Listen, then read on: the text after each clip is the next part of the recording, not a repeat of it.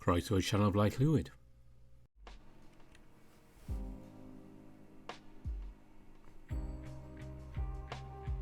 Last week we're in Sipnivo. Today we're in New York, the channel that takes you around the world. Yes, we are continuing with Burrows and Mark's route, and the plan for today is to take you right up to the current end of the route. And of course then when Mark and Ken both get updates, we'll be joining those ones soon after they come out. So let's carry on. We're back at the museum.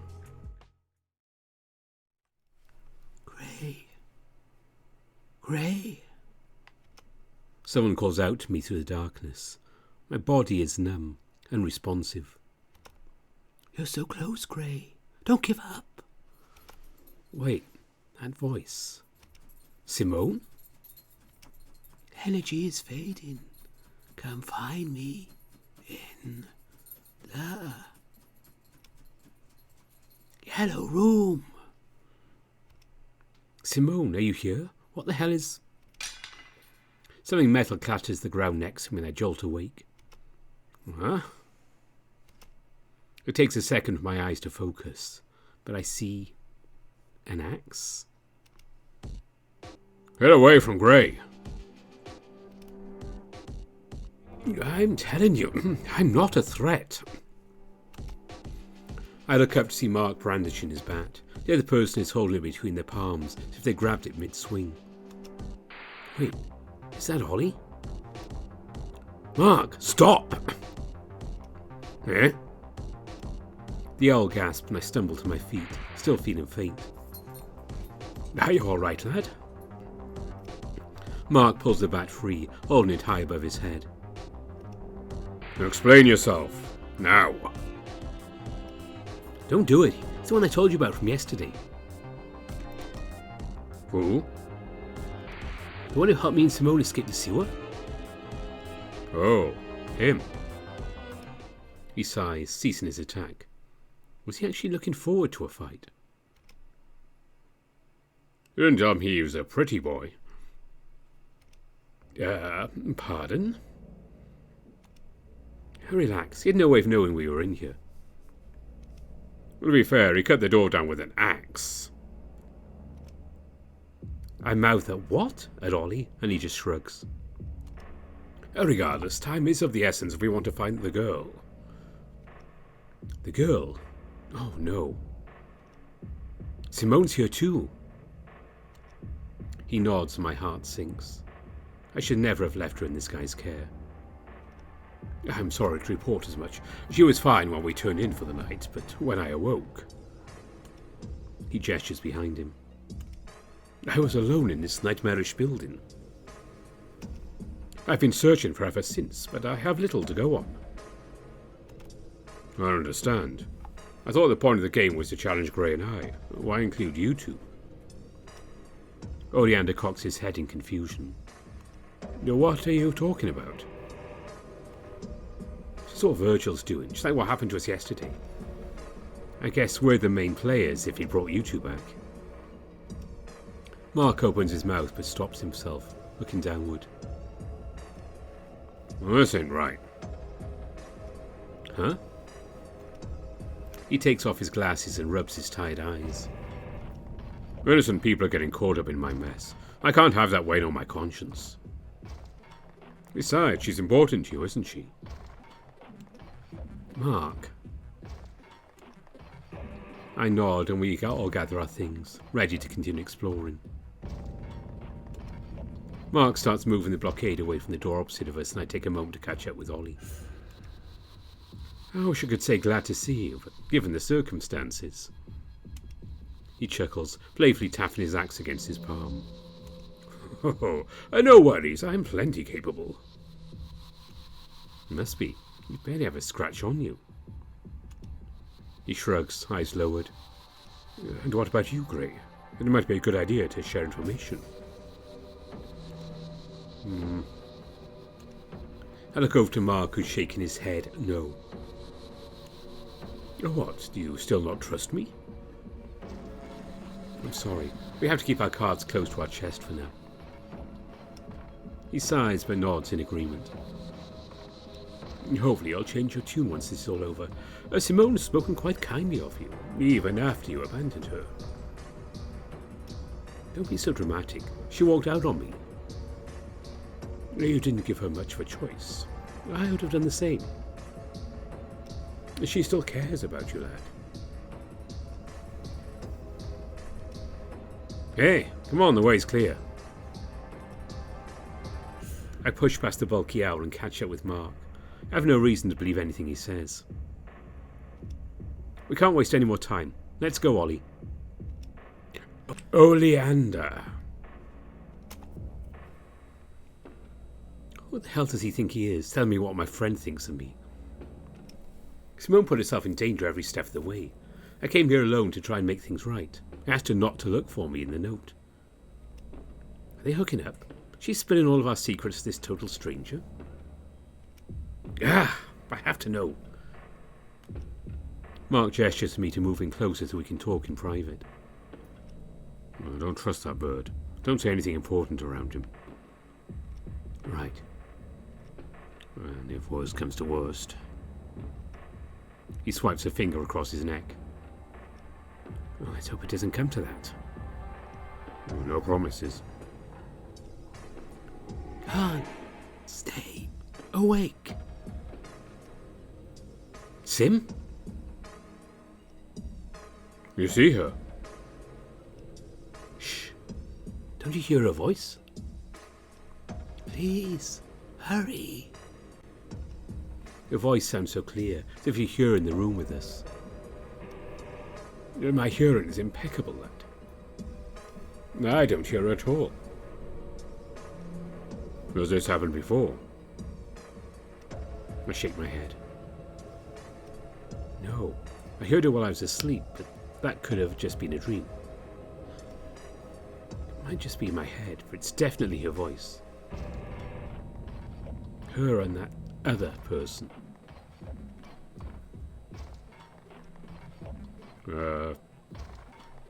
Look, all that matters is I think she's still alive. Does this honestly sound any wackier than any other shit we've seen today? I suppose not. Right. I'll try to believe you, Gray. I don't have a reason to doubt you.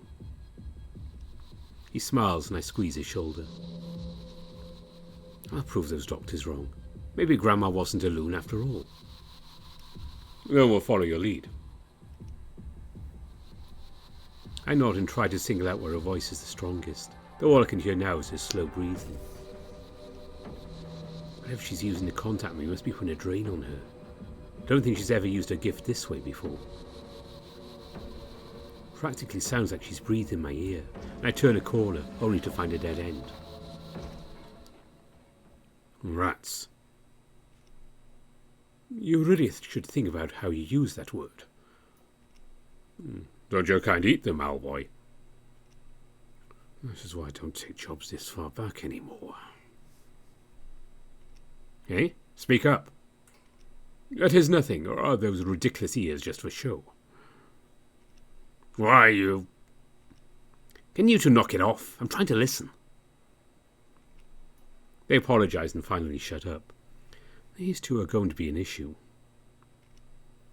My shoulders slump. This can't be it. Unless... Do you guys see that? I believe so. I point to a line of demarcation on the wallpaper, traced it with my finger. It looks like a door used to be here. No, not used to be. Ollie, can I borrow your axe real quick? He carefully hands it over and I angle the tip like a knife, cut along the line until the paper starts to peel away. Ah, I see. But why would someone try to cover up a door this way? Perhaps it's something not even the creator of this place wants us to see. She's got to be behind this door, there's no doubt about it. Just as I thought, the door isn't locked. We all nod and push it open, gasping at the strange sight before us. This room was unlike anything we've encountered so far, the garish bright yellow wallpaper burning my eyes.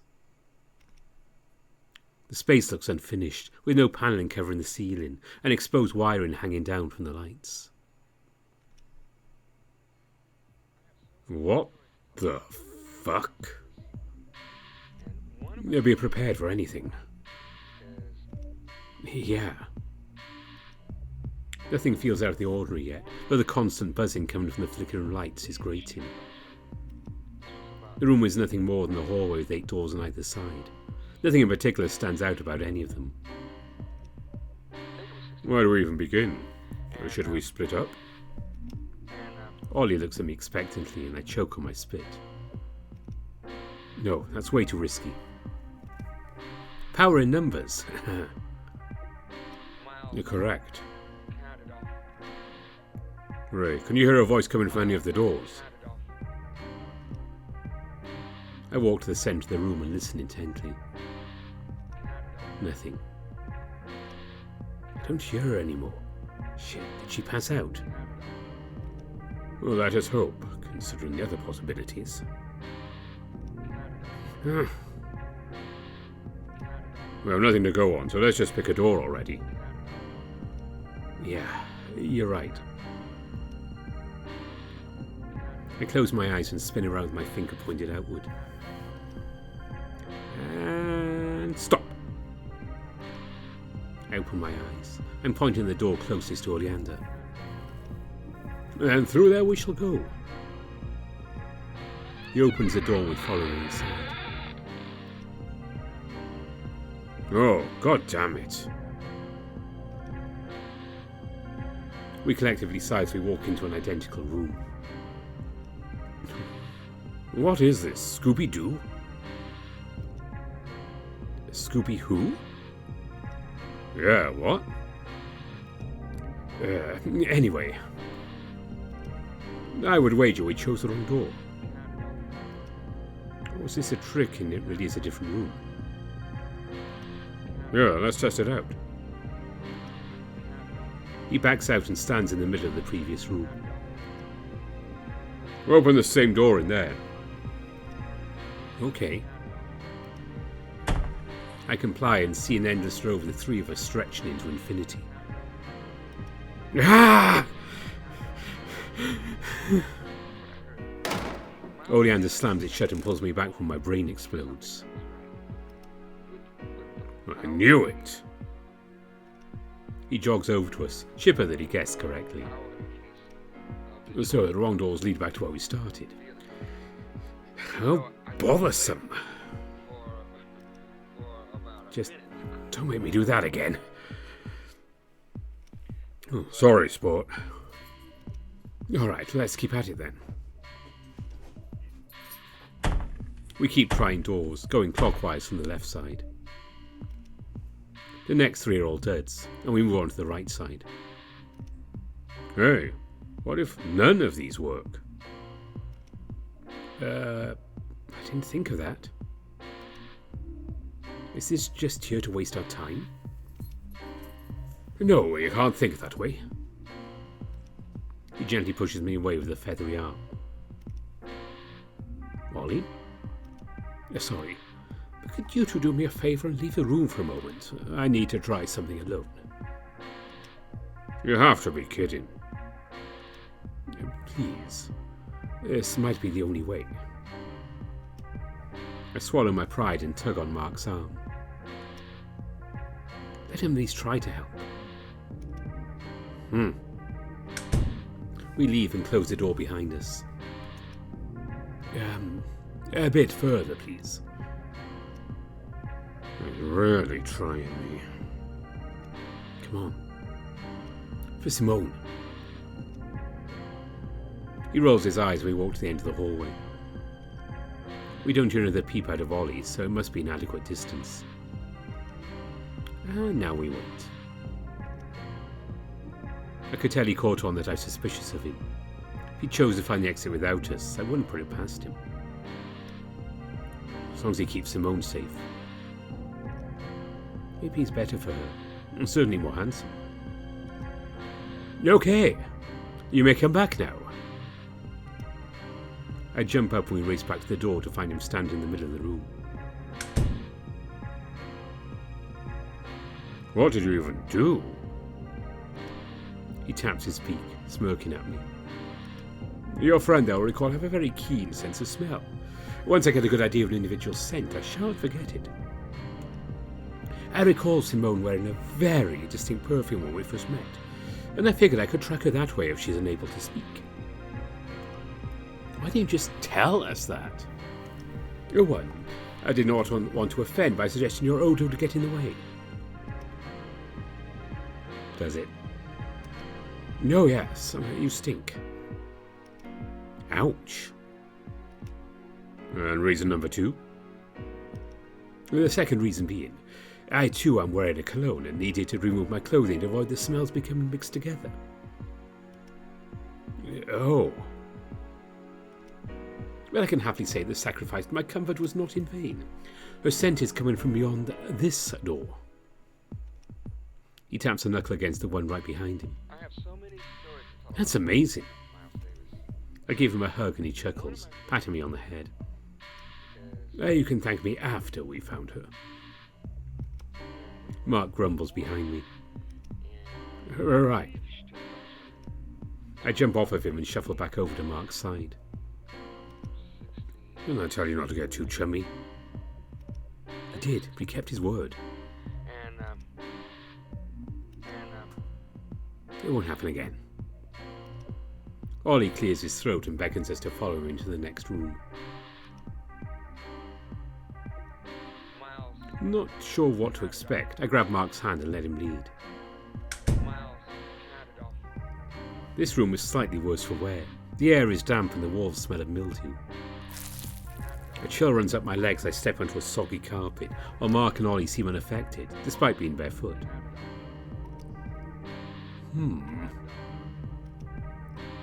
What do you make of this room? Well, that's doors this time. It smells like shit. You're very astute. Oh, look! I slosh over to the nearest door and point to a symbol engraved on the wood. What's that supposed to be? It's crude, but I won't say it appears to be a castle tower. This door has one as well. A horse's head? Oh, I get it. They're chess pieces. He points at each door, listing them in order. King, queen, knight, bishop, pawn, and castle. A rook. Whatever, man. They're both black and white versions of each door. Shall we assume that choosing the wrong door will yield the same result as before?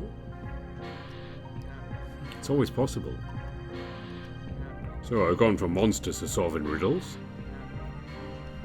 Okay, I guess we just have to pick randomly again. What about Owlboy's smell trick? We turn to Ollie, who's already holding his beak and looking woozy. No apologies, but the stench of this room is quite overpowering. I don't think I'll be of any use this time. Miles was able to make something that was wrong. Into something It verged just the puzzle on the fly after we solved the last one. power, please. Random it is. Yay. Power. Wait, there's something on that wall. I slosh my eye to what looks like a stone plaque on the wall. 6 chess pieces engraved on it, along with a poem underneath. What does it say? I clear my throat and recite the poem. Everyone bows to the queen robed in white. Her priest serves faithfully by crusading against the knight. Left of the castle, the priest to his right. The knight dresses in black, afraid of the light. The troops of kingdoms both dark and light revolt against the Queen of Night. The King of White murders his friar and accuses his knight of being a liar. The Kingdom of White fears the Queen of Black more. Under the cover of night she hides a secret door. Her personal guard waits towards the west, hiding in the shadows at the castle's behest. Only the truly loyal knight is given the key, keeping it safe from the infantry's siege. The two kingdoms then clash, leaving death in their wake. Who held the key and made their escape?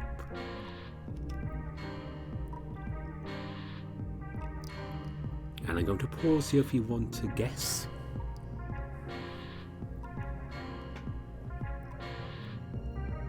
There we go. Hope you got your guesses in. So I've played through this before, so I'm going to choose a wrong one just to show you how things work, and then if I remember this right, we'll do the correct one. Okay, so let's use a wrong one. Let's use a black poem. I think it's this one. Are you sure? I nod, confidently walking through the door I picked. Oh, welcome back. Damn it, I'll try again. We'll read through the poem again. It took me a while to work it out and a bit of thinking last time, so I don't want to expose you all to that again. I'll think of a lot of video time. Black Knight. It's definitely this one. Yeah, I was thinking the same thing. What could be the implications of this poem, I wonder? Who knows? Who cares? Come on. I turn the handle and sigh in relief, seeing a different room lying in wait. Good job, Gray. Oh yeah, it's a good show. Thanks. My tail wags for a moment, then I remember our mission. Come on. I close the door behind us and take in a new space. It's a very small room in a much better condition than any we've seen yet. Something about the layout is familiar, but I can't quite think of why. Why does it sound like there are people in the rooms next to us? Oi, look!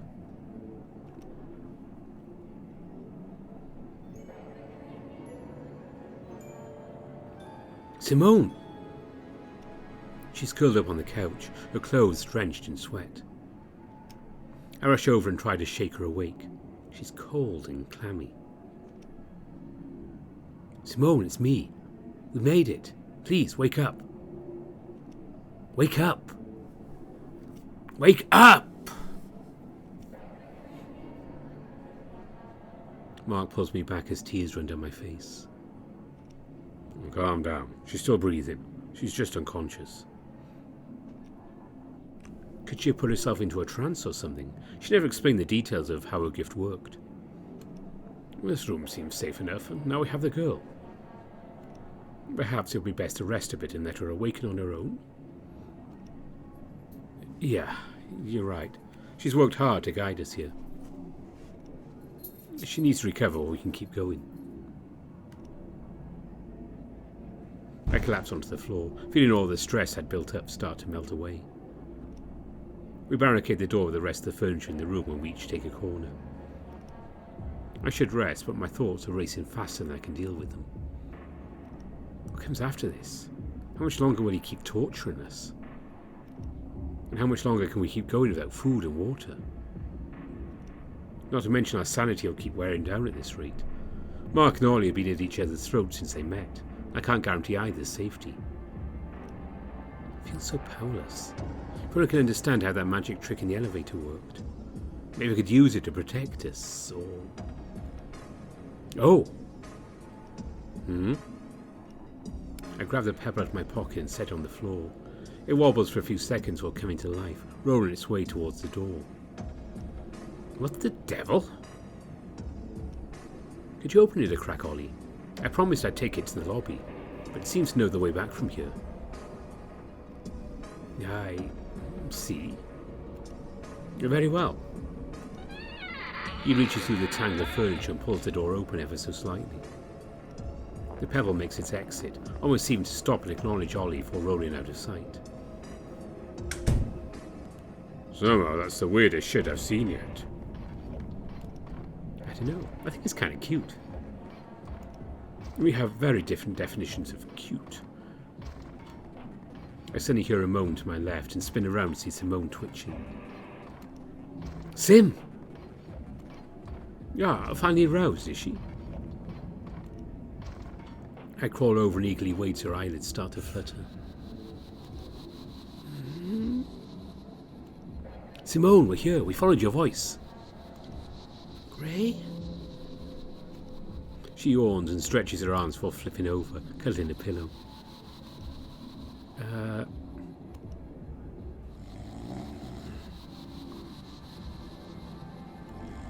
That does it.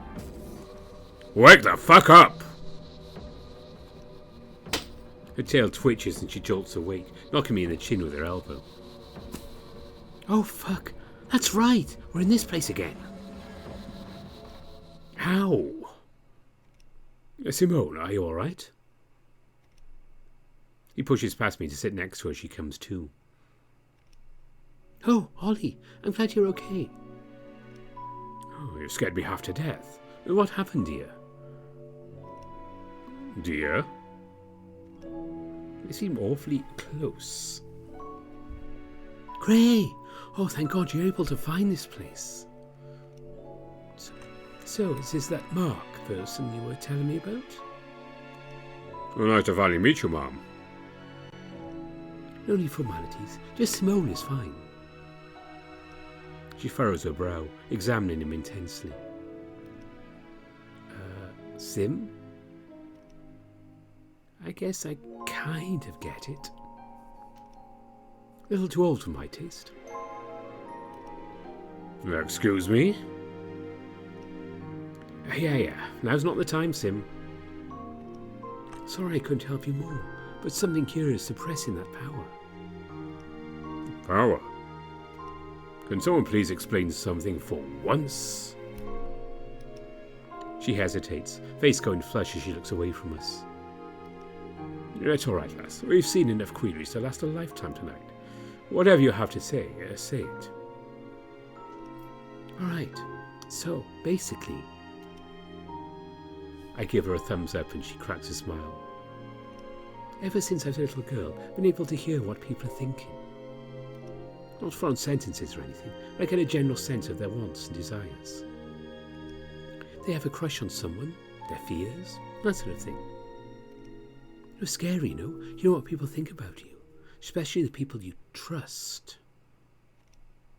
She wraps her tail around herself like a security blanket. And sometimes I'd see things too. People. What sort of people? Dead ones. Them. I tighten my jaw, remembering the day she trusted me with that information. My mama knew about it. Said it ran the family, that her mama took her to some voodoo witch doctor to get it sealed away. I thought I could handle it, but... well, once I got to a certain age and men started noticing me, it became unbearable. So this quack did some voodoo and it went away? She scowls at him when Oleander holds her back. Not a quack, Matt. She was a priestess, a mambo. She told me it wouldn't be a permanent fix. So all of this triggered it to come back. She nods, still exhausted. Yes, but it's never manifested like this before. I mean, it's able to project my thoughts into Gray's mind. It's referred to as telepathy in science fiction. It's referred to as batshit insane, if you ask me. There's no other way we could have made it this far. She shrugs, too jaded after years of skepticism to care. But how did you get you by yourself if that door was still sealed when we found it? Huh? What door? I got you through the vents. The what? She points to the ceiling, and sure enough a vent cover hangs open. Then I remember the chute we fell down earlier. How did I ever get to check for more of those? Yeah, woke up somewhere else, but I could sense there was something important here, so I took the fastest possible route. Got turned around a few times though, so it wasn't my best run. Our mouths hang open in disbelief. This fucking woman. Oh, well, I suppose that wouldn't have fit in there anyway, so I still prefer my method. Yeah, and, He thinks for a moment before cursing to himself. No, I can't see any upsides. You win. Did it at least build character? Don't you start with that. I get hit with a wave of exhaustion and slump down, using it as an excuse to wrap my arms around her in a weak hug. If you're capable as all hell, I was worried about you. Thanks. I'm sorry for stressing you out. She pats my back, and for a brief moment things feel normal again. Oleander smiles warmly at us, and Mark seems more relaxed too. Maybe it really is over. Now that everyone's here, I can finally see what's been calling me. She points to a wardrobe at the far side of the room that hadn't been moved. It wouldn't budge when I tried it. Well, not at all, then. She nods. I wanted to wait for you guys in case it ended the game. I couldn't live with myself if you got trapped here because of me. Sim. She's stuck in this time because of my own mistake, yet she's still thinking about how to help everyone else. Well, let's not waste any more time. I want out of this hellhole. We nod and gather in front of the wardrobe, ready to face our final trial. Mark opens the doors and we're met with a blank wooden panel. The hell? No, not falling for that again. Move! We take a few steps back and Mark readies his bat, mashing the panel in with a two-handed swing. Aha! I knew it! Mark kicks in the rest of the broken wood, creating a hole that leads into a hidden room. I was hoping the last puzzle would be a little more complicated. Talk about a letdown. Yeah, the whole hidden door thing loses its impact after the first time. We'll take this over another riddle. Everyone nods in agreement, and we crawl through the hole one by one. Well, this is... None of us know what to say. Someone had a field day decorating this place. The walls are covered in mad ramblings painted in garish colours. The spots who were spared that fate are instead spattered with display cases of various artefacts. Wait a minute. There's no way. See something? He walks over to the large table in the centre and flips a little name card right side up. This is Mr. Charleston's private office. Come again? He's my boss. This room looks identical to the one in the MoMA. It wasn't a coincidence these recent rooms look different. What could Mr. Charleston have to do with any of this? We all turn to Mark. He thinks to himself, brows furrowing. I have no idea. I mean, he's a prick, but as far as I know, he isn't evil. Or cavorting with killer rabbits. Can you recall anything that might have stood out with his behaviour lately? He walks around the desk, tracing a finger on the edge of the finely carved engravings. I suppose he's been stressed about something lately. He's always been tight-lipped on what, exactly? Yeah, I heard some of the secretaries gossiping by the coffee machine last week. Something about the New Year's charity ball. Oh yeah, you mentioned that the other day. I've never heard of a museum throwing a party. It sounds kind of stuffy. No, it's not like that. It's all insider trade. Investors buy stuff from the private collection during the auction. The museum writes the donated money off in their taxes as charity, etc., etc. The whole thing was really just a way to save face with the public. Well, I don't think Mr. Charleston even picks the charity himself. Yes, and the relevancy of this is? Let's get into that, thank you.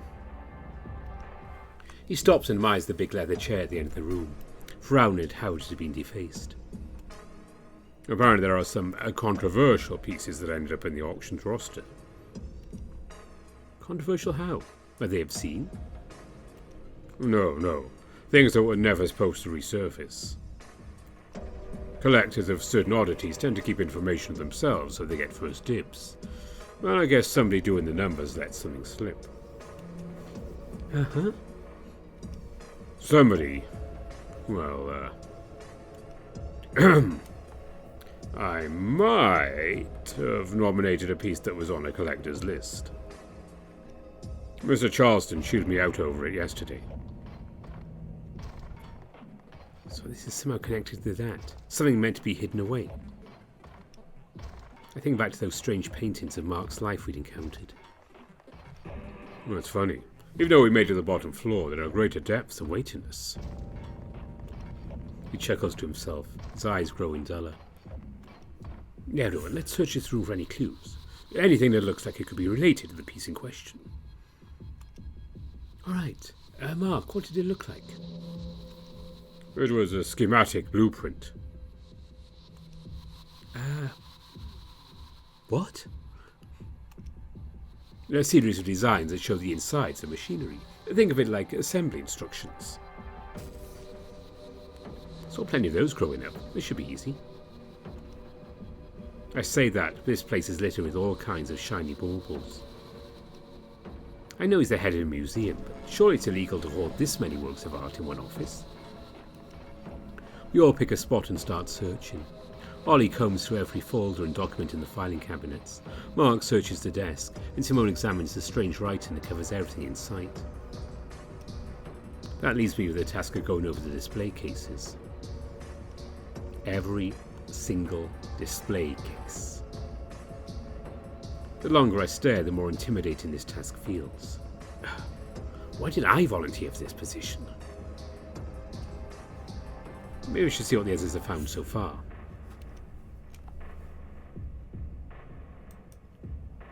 I walk over to Mark. He's carefully examining the various documents scattered across the long oval table. Hey, made any progress yet? Oh, not really. Most of this is junk. He grabs a pile of papers he's already sorted through. Overdue bills, bank statements, payroll. Well, all of those are money related. Maybe the museum is having financial issues? Oh, it definitely is. I just don't know why these would show up here, or why Virgil thinks we need to see them. Ugh. I don't want to suspect that Mr. Charleston is connected to this nightmare. I can hardly control myself around him as it is. His fist is trembling. I give it a gentle squeeze.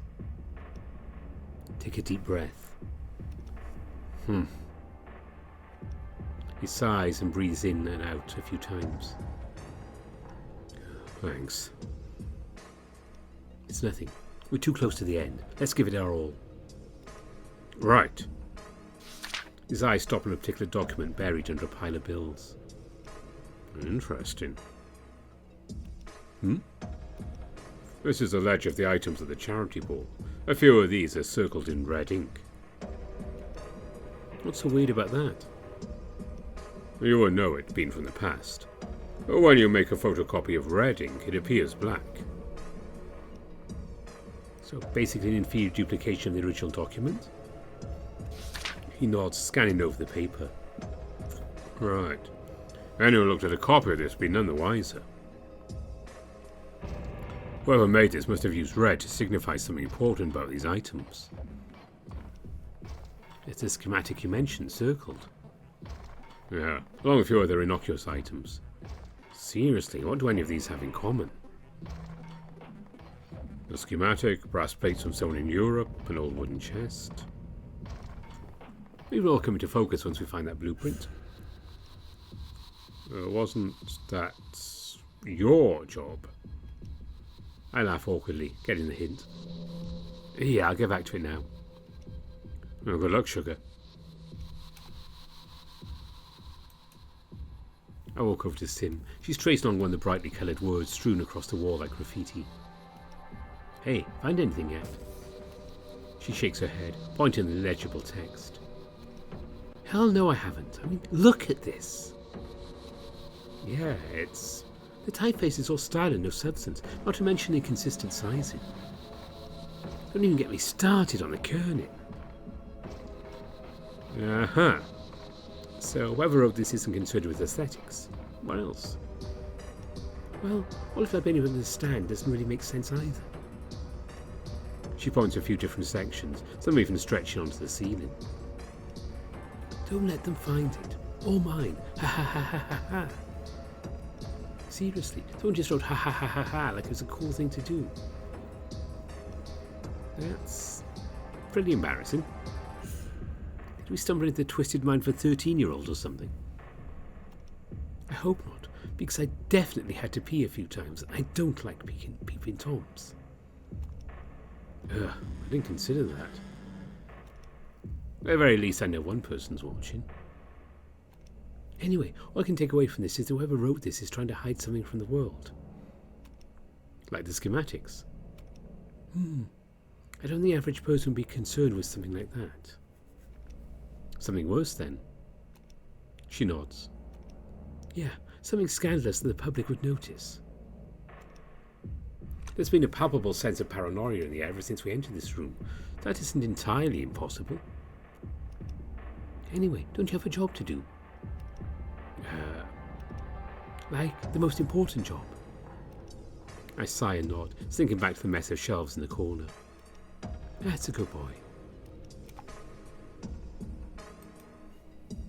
I sneak over to check on Ollie. He's standing in front of a cabinet marked A to M, combing through a manila folder one document at a time. Hey, find anything useful in those files? He shakes his head, angrily stuffing the file back into its corresponding drawer. Honestly, it's duller than the paperwork back at the bureau. And that would be the Bureau of... A nice try. Darn.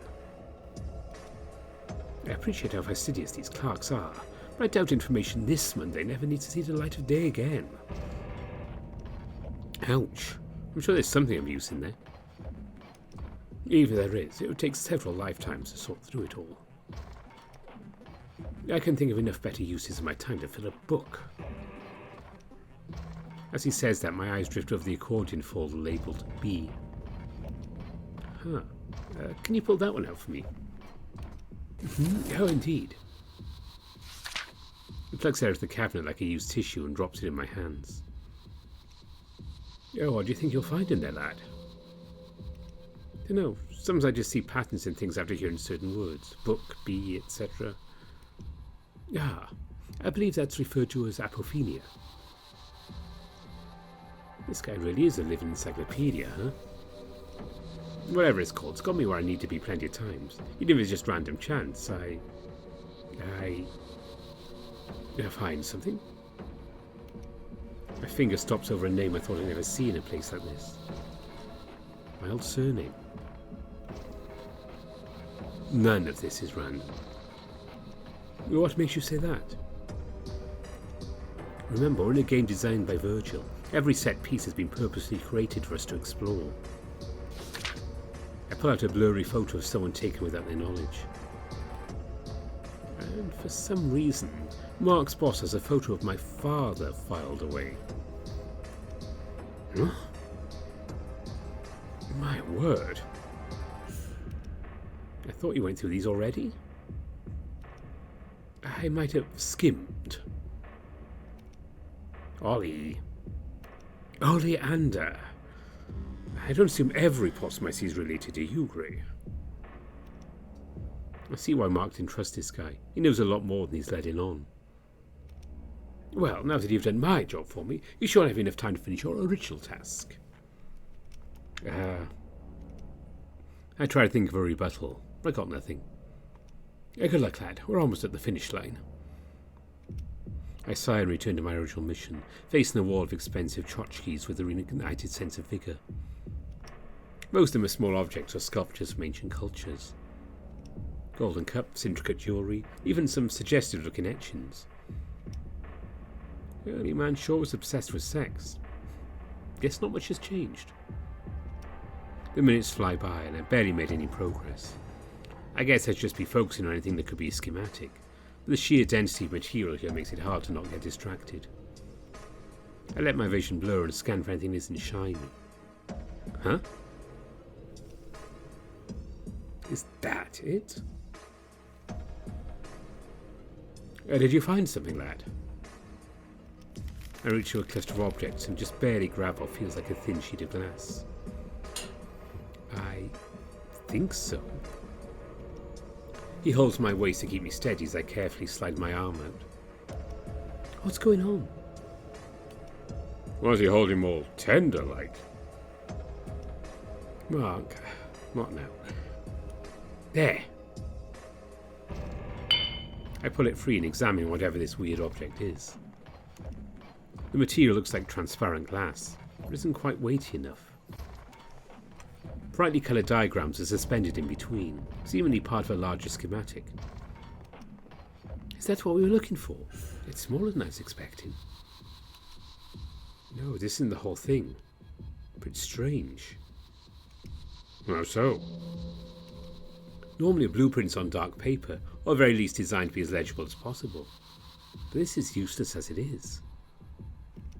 I imagine you'd have to put something dark behind it to be able to examine it. Or perhaps that was its intended purpose all along. Oh, like some sort of cipher. Could be. I'll hold on to it for now.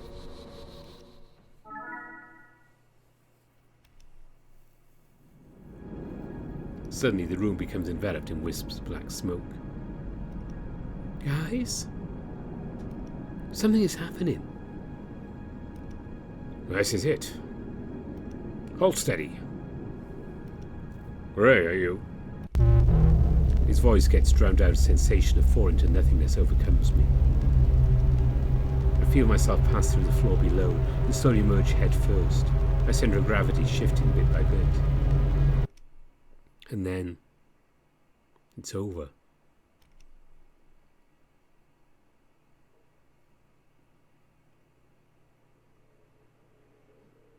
We all stand in the office, blinking as the light of a setting sun hits our eyes. Simone's knees give out and Oleander holds her up. Mark leans against the desk, holding his chest. I take a deep breath and let it out slowly. I keep waiting for something to drag us back. The clock on the wall ticks by for another 5 minutes without anyone saying a word. We may have made it home alive, but how long will this peace last? Mark clears his throat and we turn to face him. Do you suppose we should head home? Thought of going back to that apartment makes my stomach turn, normal or not. Oh, sorry, that probably sounds stupid. I don't think Virgil would strike again so soon. After all, we completed another one of his games. Oh, yeah? You seem to know quite a bit about this Virgil fella, Bird. He sizes Ollie up and I try to get in between them, but Simone holds me back. Start talking. I know what I know, that's all. Our lives are on the line, damn it. I'm well aware of that, dog. However, I'm not at liberty to discuss my findings with civilians. Ollie, you're only making it worse. She pushes past me and bonks Oleander on the beak. My word. Look, well, I understand Ollie's doing his best to help. There's got to be a good reason he can't tell us everything, right? He nods, rubbing his beak with a disgruntled moan. Whatever. I'm not aligning myself with anyone I can't trust. I don't need your help. I don't want to put anyone else in danger either. Just leave me alone. All of you. Mark, come on. We wouldn't do what it takes to put a stop to this. All we're asking is... He steps away from Simone, holding his head and growling in pain. What, you're in on it too? Is that why you're defending him so fiercely? Mark, enough. Let's just... A knock on the door breaks the tension and we all hold our breath. Mark, are you in there? You know Charleston's office is off limits. Lauren? Oh shit, that's right. This is the real world version of the museum. She opens the door and gasps on seeing our disheveled state. What the hell? Who are these people? Why are you in your underwear? Is that blood? Lauren, listen to me. She hesitates but nods, gently closing the door behind her. You can't tell Mr. Charleston about any of this. Understand? Mm-hmm. Please, there's an explanation for this. It's just... He looks to Ollie, eyes pleading for help. We account holders. He places a hand on Simone's shoulder and she nods, getting into character. Yes. We asked Mark to show us around the terracotta exhibit. There was an accident. He points to splotches of red across all of our clothes, and we all nod in unison. Yes, but we're just in here to make sure it got put in the business records. Completely our fault. We'll handle any damages. Okay. Wait, is that the guy from yesterday? Oh, I was there when the accident happened. They needed my account for the records. We're very thorough. She crosses her arms and taps her foot impatiently. Please. You know what? I don't even care about whatever you and your co-hosts get up to in private. I really don't. The least you could do is be honest with me. Some of us actually care about keeping their jobs, and I can't keep making excuses for you. I wish I could, but... No, you're going to listen to me, Lazarus. Mark's first stands on end as he gulps and nods. I worked my ass off to get this hiring corporate. Do you know how many other women work in my department? 0. There were no alcohol-laden parties and sleazy bars, no hookers and smokes with the boss, just good old-fashioned, honest work. And then you come in on the recommendation of some private gallery owner, fresh off the heels of your esteemed college career, and I found myself covering for shenanigans every other week. It's humiliating. All right. I'm sorry. For me. Sorry? You're sorry? She looks like she's holding back tears. Just get the fuck out of here before Mr. Charleston sees you. And don't talk to me until after the charity ball. I have a lot on my plate. I can't get involved in your mess right now. All right, of course. He walks past Laura and opens the door, gesturing for us to follow him out. Let's get out of here. We shuffle out as quickly as possible. I can't even imagine what must be going through her head after catching us like that. Simone looks back one last time and they lock eyes. Some sort of recognition flashes across Lauren's face and she waves goodbye. What was that? Solidarity. I feel like I should apologise, though I'm not sure what I did. Mark guides us out of the building to a long-forgotten service entrance. We emerge onto the street, cold air invigorating our tired bodies. The sun's already setting. Can't believe we lost a whole day. Yes, we didn't exactly get a good night's rest either. I stretch my legs and try to think about what the hell we should do next. Ollie suddenly grabs Simone and pulls her close to him. What are you? Don't you see? We have to keep our distance from him. Who, Mark? Come on, you two don't actually think. He shakes his head and Simone stays quiet. I've been keeping my thoughts to myself, but we can't afford to keep taking risks if we want to escape this game. The 2 locations we're thrown into are both related to him, and him alone. It's natural to conclude that he is the root of the phenomenon. I saw the portraits, but... That can't be true. You two were nowhere near here when you got sucked into the nightmare. Simone, back me up. Gray, Now I'm getting angry. I don't want to think it's true. After all I've seen, I have to trust Oleander. My job is to take you home, not play into some sick game. How can you say that? Mark helped us look for you. Are you really going to abandon him because of one stupid theory? Ray. We're not abandoning him. I simply cannot continue my research with the constant threat of being involved in another game. It is true that we weren't nearby this time. However, that only worsens my outlook in that the radius of his influence is massive. It could be the whole city for all we know. We're not safe here. This is ridiculous. I'm not giving up on him. Right, okay. They're right. I'm only hurting you if I... No, they're not. They're running away and I promise myself never to do that again. Please, just go with them. I'll be okay. Great, there's not much time. Let's go. No. Now please reconsider. This is no time for emotions to cloud your judgment. No. No, fuck that. I already made my choice. Simone looks down, eyes dull and tired. Yes, you did. You're right, we can't tell you what to do. It's your choice. Simone.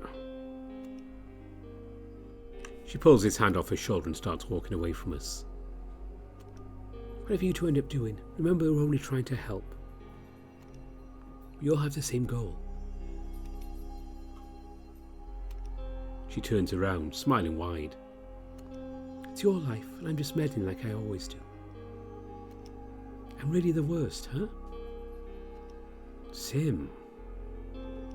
Come on, Ollie, we have work to do. Right. Stay safe, you two. He jogs to catch up with her. We're finally alone. Can't believe I talked to Simone that way. She overstepped, yes, but... I'm surprised by Mark wrapping his arms around me, burying his face into my neck. You're an idiot. Why did you stay after all that? I told you before, remember? You really meant all that? I turn around and hug him back. Of course I did, Mark. I'm in this. I'm going to see this through to the end. Now let's get back home before you catch a cold. He nods, his expression turning somber. Are you sure you want to go back there? After everything that happened today? I won't lie. The sight of it might make me jump. But it's home, right? He nods, eyes full of fire again. Right, we won't let him take that from us. We take the subway back, slipping in behind someone using the emergency exit to avoid having to pay. I'm shocked at the lack of stairs Mark gets riding in his skivvies. But I suppose I should get used to how nonchalant the average New Yorker is. Reaching our stop, we sprint towards the building to escape the increasing chill in the air. Red and blue lights flash across us as we approach, and notice some emergency vehicles parked outside.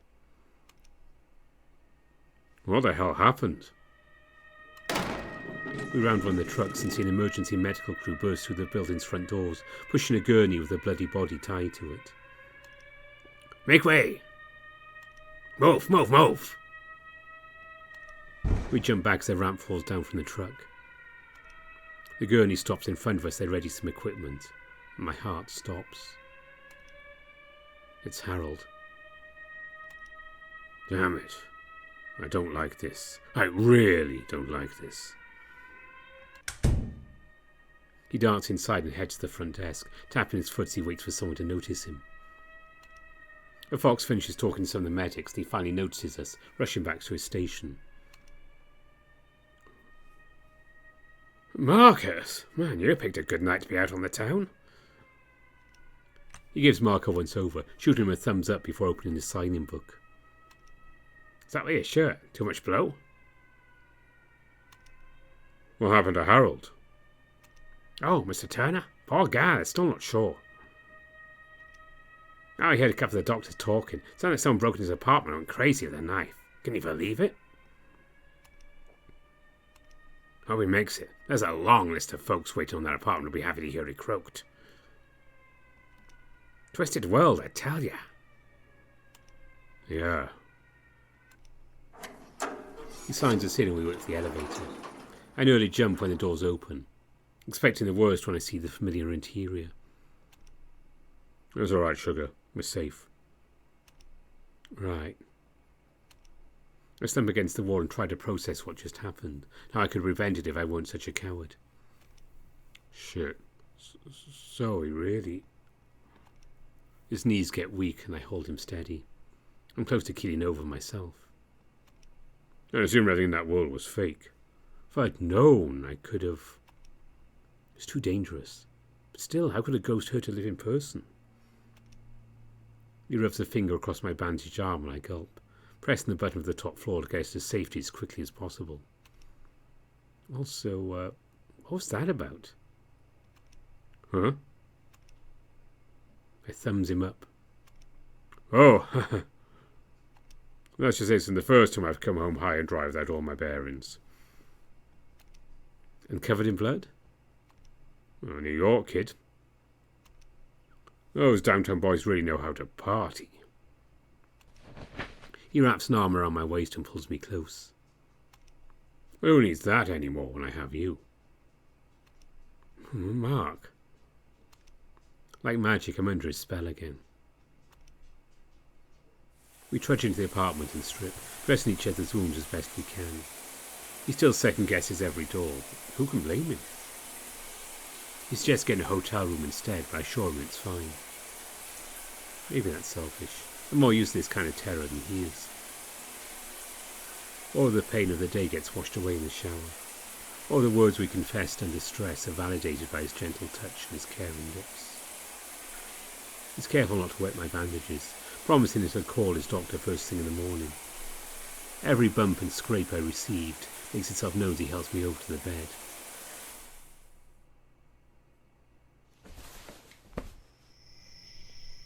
We lay down, but neither of us are very tired. We just stare at each other, trying to guess what the other is thinking. I've grown used to the sight of him naked. I've never really stopped to take it all in. He smiles, prideful as my eyes scan over his body. Glad you found me so attractive. I don't feel very sexy right now. Neither do I. I usually don't. Can we just talk? Sure, what about? I still haven't brought up the photo of Josh. No, why add more stress onto an already shitty situation? I'll keep it to myself until I know we're safe. I don't really care what. I just feel like we're supposed to. He strokes my chin. Is this about what happened in the elevator? Sort of. I just wanted to make sure it wasn't some mistake, or that you felt you had to. I said it because I already felt that way about you. I couldn't exactly bring it up any earlier that you were thinking I was crazy. It's still a little crazy. I mean, it's only been 4 days. But you feel the same way? I nod. I know I'm a hypocrite. It's just hard to fight the feeling it's too soon.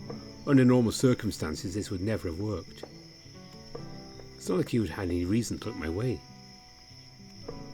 He brushes a finger across my cheek, smiling tenderly. Stop insulting yourself, sugar. You're beautiful. True love doesn't wait. We weren't given these feelings to ignore them. It's hard to believe half the stuff that's happened to us lately, but I do know my feelings for you are real. Maybe I'm as good as dead, but as long as this heart beats for you, I know I'm still alive. I love you, Gray. I love you too. You've been keeping me together, like an anchor in this sea of chaos. Tears start to stream down his cheeks, and he pulls me into his chest. Gray, I was so scared. Me too. What are we going to do? Survive. Against that? How? I pull away to face him. We're going to survive. We'll beat Virgil and live a long, happy life together. I'll do whatever it takes for that to happen. We both deserve to be happy. Yeah. We will. I came up with a plan, actually. Yeah, do tell. He sits cross-legged on the bed and I sit up to match. I was thinking about what that bird was saying. He said we can't trust him, right? He nods. Well, I think what he's saying about me being the cause of the game is true. It's impossible to really know. But what are you thinking? Well, if that's true, then the entire city is in danger, right? We saw what happened to Harold. I nod, trying to erase that image from my mind. I can live with myself if innocent people got hurt because of me. I'm not that important. So what will you do? Well, I know a guy, Ernie Estevez. He could get me a rental car without needing a license. Or drive out of the country, as far away from all of this as possible. Is that really okay? What if we get pulled over? And I'll speed off as fast as I can. We're talking about life and death here, Gray. Sitting here doing nothing means I'll die anyway. I'd rather die fighting. You get it, don't you? I do. I don't have a better idea anyway. As long as we're away from the city, the next time it happens, nobody else will be involved. We could go camping. Huh? I shrug. I mean, if we stay at a hotel, we'll still be around people, right? We should stick to the wilderness. He looks uncertain, tapping a finger against his pillow. I'm not really the outdoorsy type. But I'll try. I start yawning, we both lay down. My stomach growls loudly. I don't feel like eating after seeing what happened to Harold. We'll get a big breakfast in the morning. After that, we'll be relying on the road. Yeah, like the pioneers. I wish you could have brought Hero along. Bet he'd be able to help us. Good night, Gray. Please, stay with me. His voice trails off and I kiss him on the forehead.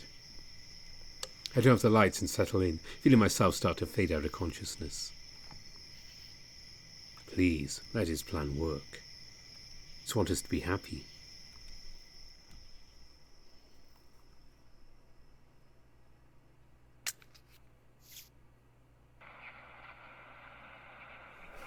On now to the weather report. Our experts have spotted a cold front coming down from the northeast, bringing with it strong winds and low temperatures. Alright, right back down on that. This ain't gonna get any easier. If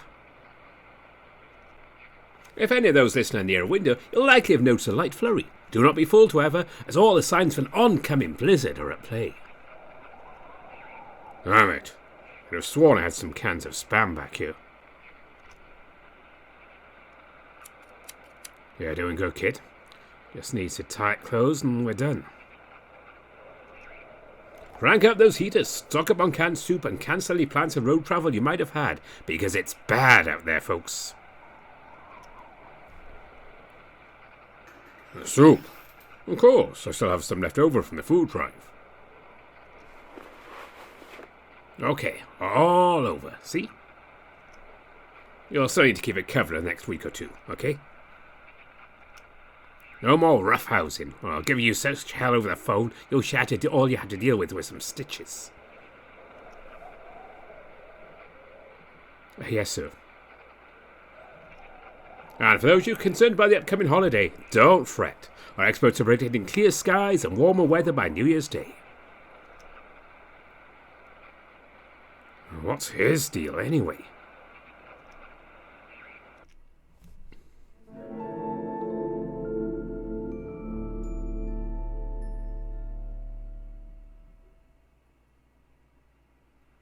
That marks our final morning report for 1965.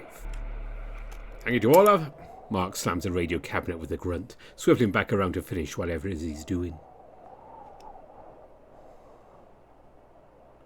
The Wolverine's question still stands, so I turn it with an earnest shrug.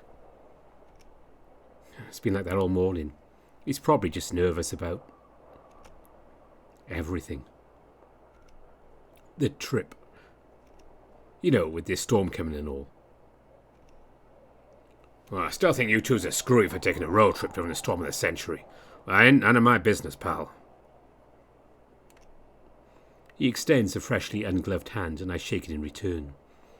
How did he manage to do precise work with such sweaty palms? Still, thanks for patching me up, Doctor. Name's Emilio. No need for formalities. This job was off the books. You are a doctor, right?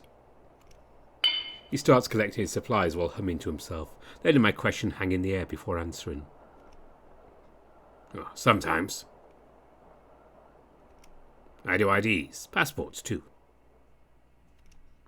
Uh-huh. And the car? You better take good care of her, you hear?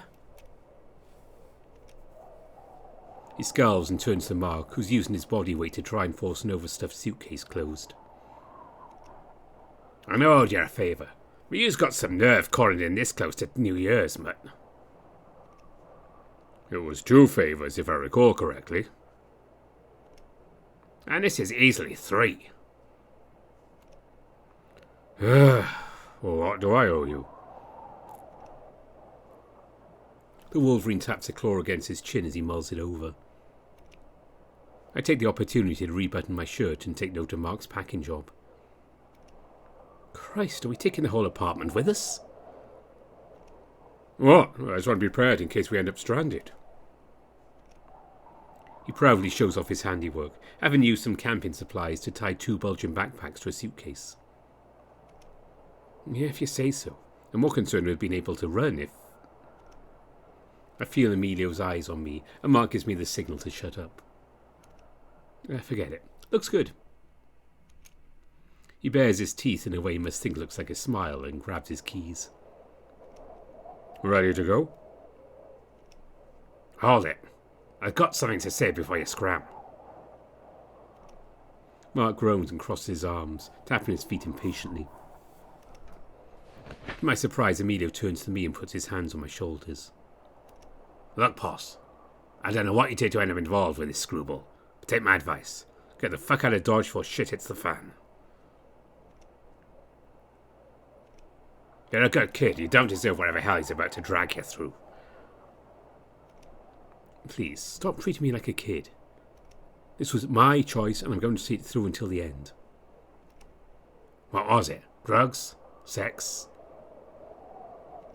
Did he promise you money? Well, that's enough. Ray, come here. I push Emilio's arms off of me and grab my coat, standing defiantly next to Mark by the door. I'm warning you, Doc. If you put another good kid. If you hurt another good soul, we're through. No more favours. You're wrong, Doc. This isn't like the last time. I smile at him and his eyes brighten. I'm not running away. I'm finally running towards something. Can't you be happy for me? Happy for you, maybe, but not him. It ain't my place to say, but... He stops himself and stumps his shoulders. Yeah, that's exactly right. I won't. I'll get out of your fur. He folds up his medical tray and shoves it into a briefcase, giving me a final, pleading look. I shake my head. He sighs. Now that car parked outside my office by Monday. I'm calling the fuzz on you, screwballs. Peace. With that, he reaches in between us to push the door open, and we move to the side, waiting until we hear the elevator door close to breathe out. Phew. How'd you know that guy, anyway? Oh, a long story. In a city like this, you just always know a guy. I glance back at his bedroom, wondering how many other skeletons are hiding in his closet. Yeah, I can see that. Do you really need to know? Can't we just start fresh with this trip? I want to. I'm just being cautious. He rubs my arm affectionately. I can feel how cold his hands are, even through the thick wool. Me and him have never been involved, okay? I used to party downtown when I was younger, and he's... He holds his chin, trying and failing to word his next reply delicately. Part of my past I never properly liquidated. So he has dirt on you? Huh. When did you get so perceptive, Sugar? He ruffles my head fur. It wouldn't take much for one of us to ruin the other's reputation, so we do favours like this for each other from time to time. We're in a permanent stalemate, by the 38th parallel. Just wait and see who dies first. Great, morbid humour. Just what we need after actually almost dying.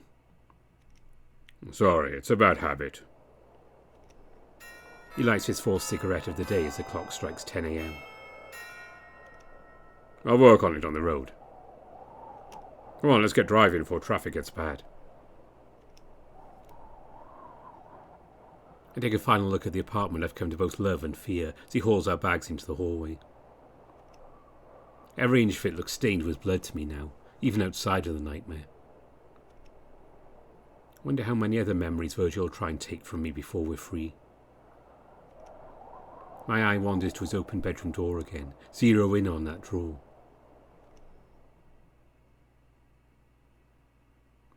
It feels like we're leaving him behind too. Come in? Yeah. We head downstairs and I catch a glimpse of our ride. Looks like it's about to fall apart, but Mark assures me they can handle the trip. It's too bad this has to be our first vacation together. We can take a real one when this is all over. When and not if? I nod. He seems unconvinced. Well, if you say so, Sugar. If you say so.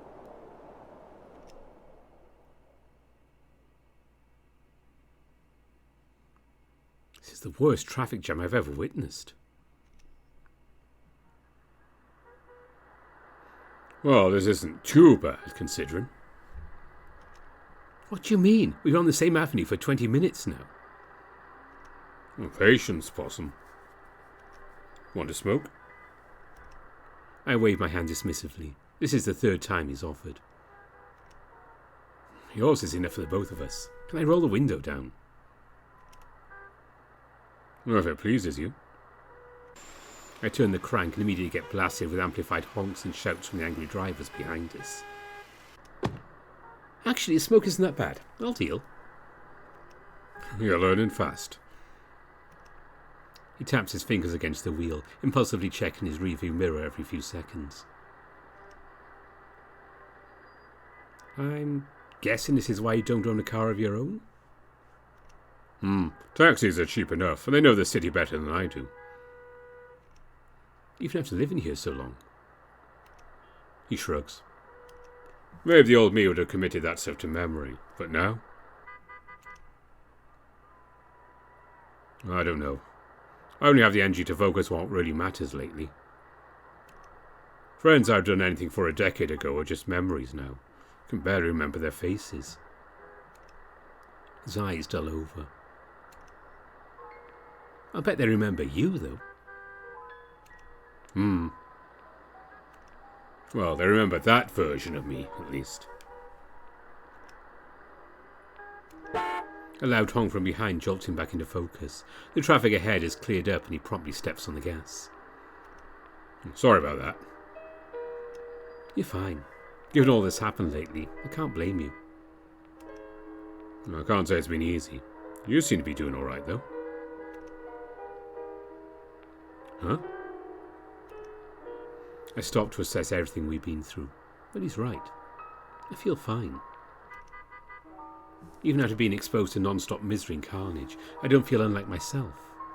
All I can focus on is what's right in front of me, and everything before now feels like a dream. It's hard to say, but all of the bad stuff that happened to me doesn't feel real. Almost like it happened to someone else. I used to feel that way, but ever since I met you, well, I guess it's got me doing some soul searching. Hopefully for the better, right? Fingers crossed. Mark avoids my eyes. Scan the view ahead for any way out of this conversation. The doctor, Emilio, did a pretty good job on my arm. Don't know if you noticed. He seemed pretty busy. Oh yeah? Well, that's good.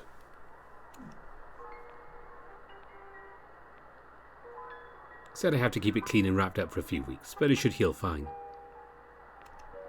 Oh, great. I can't tell if I'm supposed to keep talking if he wants a silent car ride. He hasn't turned on the radio either. The snowfall's getting heavier by the minute. Could be he just needs to focus on the road, doesn't have the energy for a back and forth. He gets cut off by a truck and curses under his breath. He squeezes the steering wheel hard enough for his knuckles to pop. You feeling alright?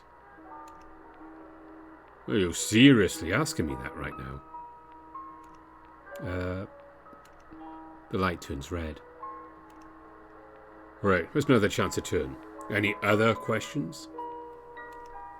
An answer to the first one would be nice. Here's a better question. Are you prepared for me to say anything other than yes? I'm just trying to gauge the situation, man. Ever since the day started, you've been... Irritable? On edge? Yes. You don't think that's entirely appropriate given the situation? You know you're the odd one out here, right? Just because you can bounce back after all of that doesn't mean I can. You can't expect me to fall in line where it's convenient for you. Stop putting words in my mouth. Why wouldn't I be worried about you? I care about you, asshole. Well, let me put your mind at ease. I am not doing fine, and I probably won't be fine till I know for a fact that we're done with this fucking rabbit's game once and for all.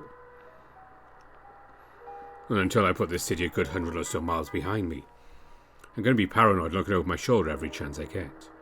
You know why? No.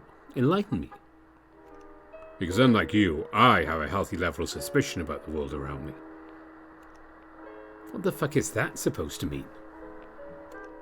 Run off in the city without me, with not so much a plan or any directions, or to end up another one of Virgil's traps. You're blaming me for that? Oh, but it's okay. This Oleander fellow seems friendly enough. Your ex-girlfriend trusts him, so he must be a good egg. Watch it. According to your own logic, I shouldn't have trusted you either. No, you shouldn't have.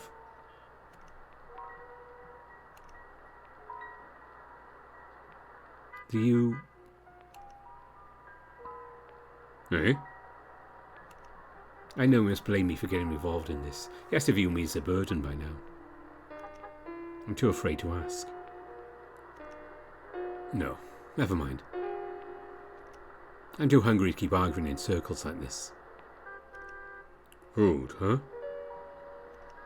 His stomach grumbles and he forces a grimace into a smile. Well, let's pull over and grab something to eat. We won't have time once we hit the highway. Fine by me. What are you in the mood for? You pick. He pulls up next to a shiny chrome diner that looks completely out of place next to rows of brownstone apartments on either side of it. I can't go wrong with a diner. I nod, not wanting to give him the satisfaction of a smile. Welcome, boys. Sit where you like. Somebody with you in a moment. The place is completely dead, but given the weather, I can't say I'm surprised. We sit at the big booth in the corner, taking seats opposite of each other. I'm happy enough to have a big window to stare out of that isn't in that matchbox of a car. The snow-covered city looks like an unfinished painting, absent of all colour and warmth. I used to come here after the gym when I was younger. Took swimming lessons at the Y. Uh-huh. Wait, at the what? The YMCA? Oh, right. Cool. He chuckles awkwardly. The waiter sure is taking a sweet time getting us those menus. Yeah, there's a good pizza joint right across from it, but it always felt counterproductive right after a workout, so I'd walk the extra block over from 14th and... Oh, nothing, sorry. I know you probably don't care. It's fine. Huh, so you didn't care? You can keep talking. You're good at telling stories. His expression warms a bit. Well, I actually found out about this place from this guy, Enrique. Swore up and down they had better latkes than Russ and Daughters, so I had to see for myself. Enrique was a nut in his own right, but even a broken clock is right twice a day, so I took a risk and it paid off. What he failed to mention is that blintzes are the real hidden treasure on the menu. Let me tell you, you haven't lived until you... Morning, sorry for the wait. Mark pauses his story to order coffee and, on his recommendation, some cheese blintzes. You should probably heard that whole thing, huh? Probably. So, what's a blintz?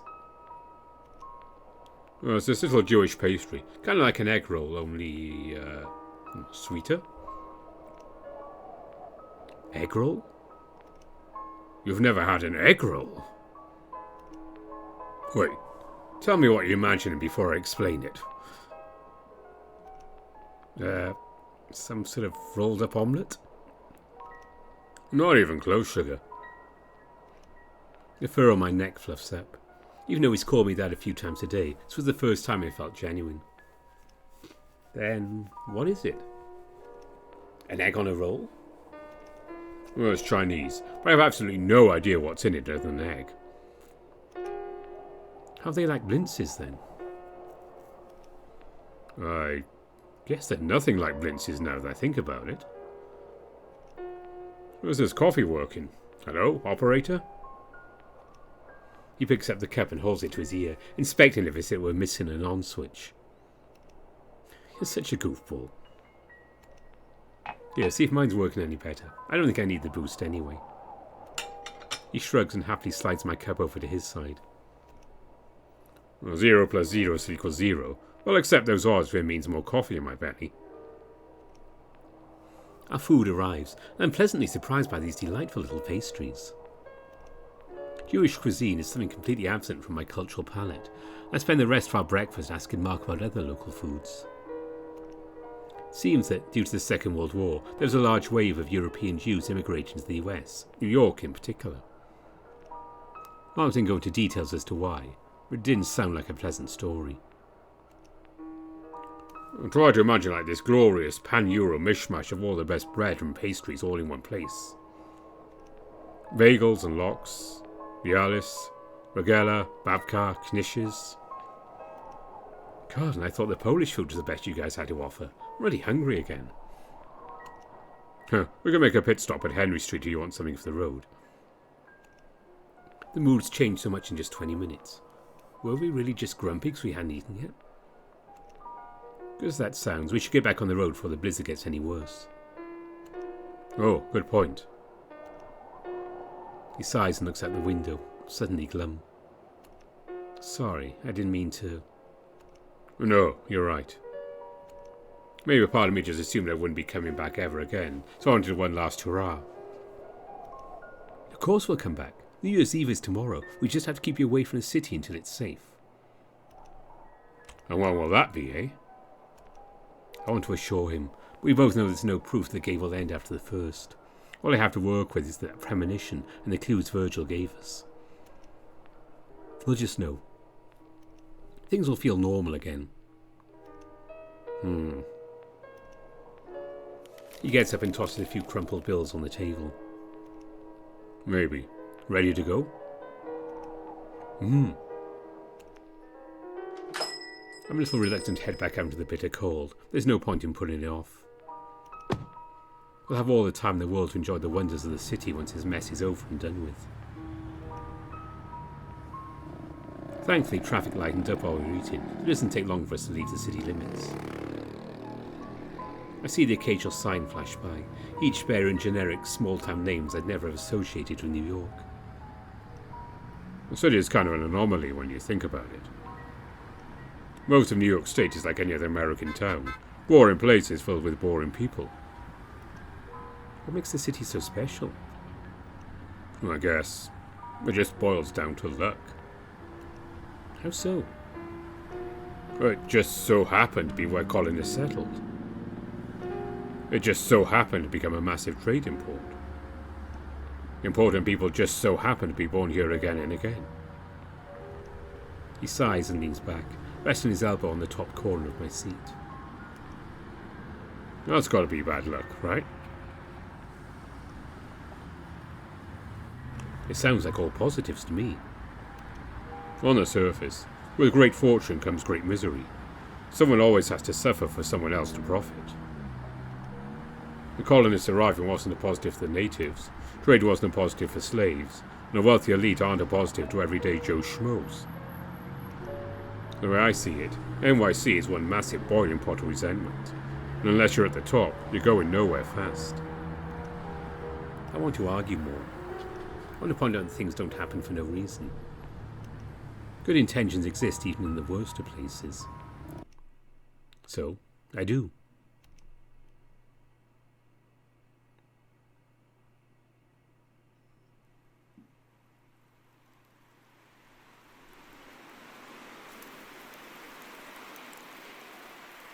It's been a rough couple of hours. I don't know what happened. Maybe the food wasn't enough, or maybe that was the real issue to begin with. All I know is once we left the city, things changed.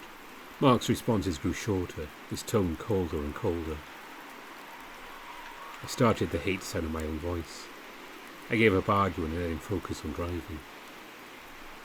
The most he spoke in the last hour was a quiet, "fucking hell," after skidding on a patch of ice. He hasn't relaxed his posture since. We're together now, right? A proper couple? Aren't we supposed to be able to work through our problems as a team? We've been through enough that this should be simple. It's like talking to a brick wall. Out of the corner of my eye, he feels imposing, 10 feet tall, shimmering with darkness.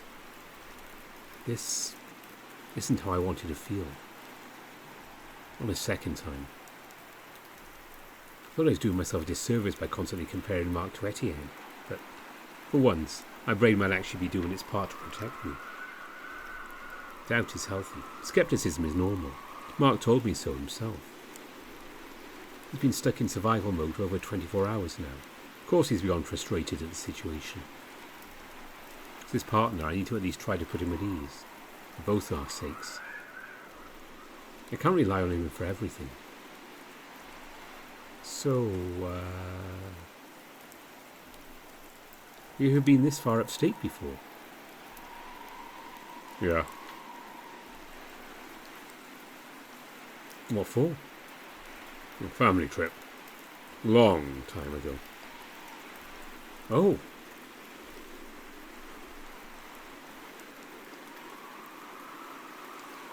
Was it fun? He repeats the question himself under his breath a few times, struggling to comprehend it. I can't remember. I probably thought it was fun at the time. Couldn't pay me enough to spend a day with my folks now. I can relate, at least as far as my father's concerned. Mother's tolerable then?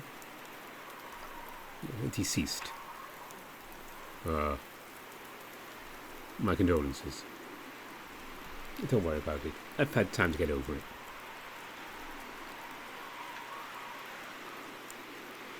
I wonder what she'd think of me now.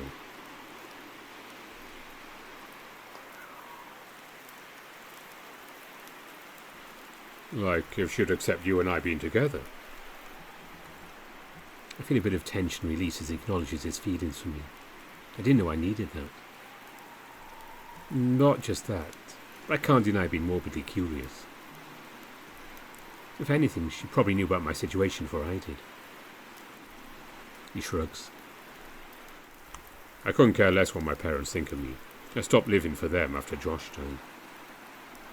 Once they gave up on him, they ceased to be family in my mind. Might as well be strangers.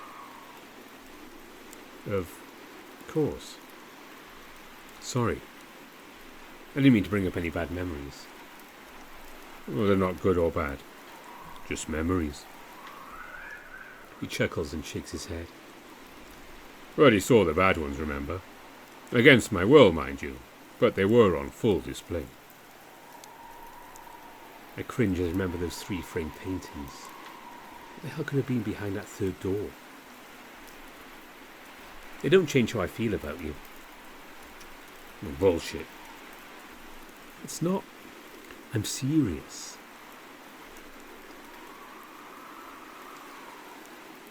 Virgil's trying to drive a wedge between us to make me doubt you. I'm still here, aren't I? Even after the photo. I made my choice to... Well, I should be flattered. But right now I'm just... scared. You have every right to be. No, Gray. I'm scared of you. Your devotion scares me. Your self-sacrifice and adoration doesn't feel earned. Not how many times I've snapped at you. Took me in and gave me a place to stay when nobody else would. That'd be enough to make most people form a sense of loyalty, don't you think? And you feel the same way, don't you? We love each other. It feels pathetic to say that out loud, like I'm trying to justify it to myself. Not to this degree. Not a normal person. That's the 2nd time you suggested I'm abnormal.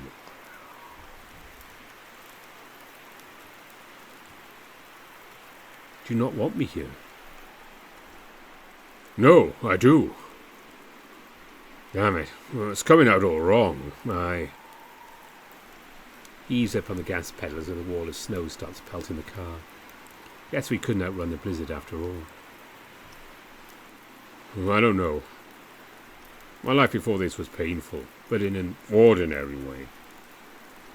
I knew that being gay would make my life harder. I knew that there was a chance Josh could overdose. It used to keep me up at night.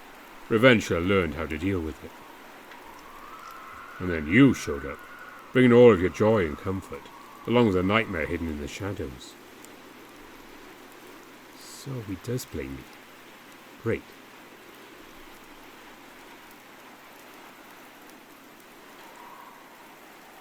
Sorry. You don't need to apologize. It's not like you knew what would happen. Fuck, let's just change topics. This isn't helping. I'll put something on. He fumbles around the buttons on his dashboard, switching between channels until he finds a station he likes.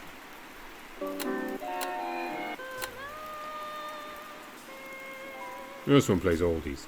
Figured you might hear something familiar. Ah, I appreciate it.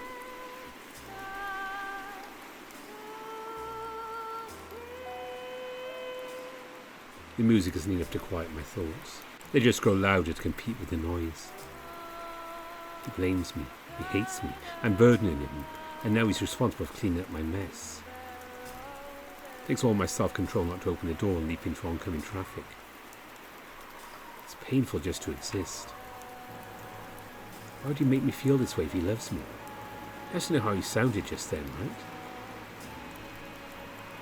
Could it be that nobody's ever loved him enough to tell him? Do I have to be the one? I know he said he wanted to change topics. I can't leave it like this. I do it because I love you. What? The devotion, staying by your side. It's all because of that. I don't want to live in a world without you. That's... What other reason do I need? I already threw my old life away. Yes, I'm very aware, and that's what stresses me out. His voice is deafening in the tiny car. I don't flinch. You getting hurt for my sake hurts because I love you. You ignore every sketchy thing about me makes me feel guilty because I know you deserve better. This is supposed to be your big second chance. You blew it, pal. I'm a fucking goner. That's not true. Remember how you felt when you thought that monster was going to kill us, or when the elevator crashed? I wince. Like it was somehow all my fault. That's how I feel every time I look at the bandages on your arm. Guilty. God, you're so busy blaming yourself for the things you haven't done, you're blind to what you're really doing. It's honestly kind of impressive. Tell me then. You think that sacrificing yourself to save me is noble, that it'll make you atone for your sins. But all that would do is push me over the edge. Well, let me tell you, I'm dirty there already. His voice is shaking. You think I couldn't put the pieces together? The blood on the canvas? The angle the gunshot would have been from? Stop it. You choose your words very carefully. We both know what that was.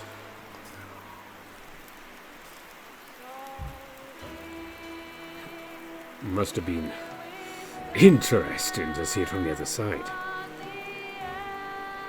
God, no! I hold my stomach, struggling to keep that image from resurfacing in my mind. It's the most horrifying thing I've ever seen. I'm not letting that happen, even if you're the perpetrator. Relax, that's we're driving in the middle of nowhere, in the middle of this unmitigated disaster. We pause as our argument, a honk of the car drifting dangerously close to our left. Anyway, that doesn't take away from my point.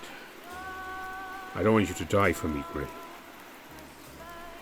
Even if you love me. Even if you think there's no other choice. I just... My arms fall to my sides. Isn't that what you're supposed to do for someone you care about? He shakes his head and laughs, seemingly amused. I'm sorry to break it to you. Most people would save themselves. No. Humans are weak. Even a mother sacrificing herself for a child is done out of instinct. Fine then. I can live with being weird if that's the case. I cross my arms and sink back into my seat. Maybe I grew up reading too many fables with heroes who sacrifice themselves for the greater good. Maybe I've been selfless to an irresponsible degree up until now. It doesn't change the fact that I'm devoting myself to protecting you. If it makes you hate me, so be it. I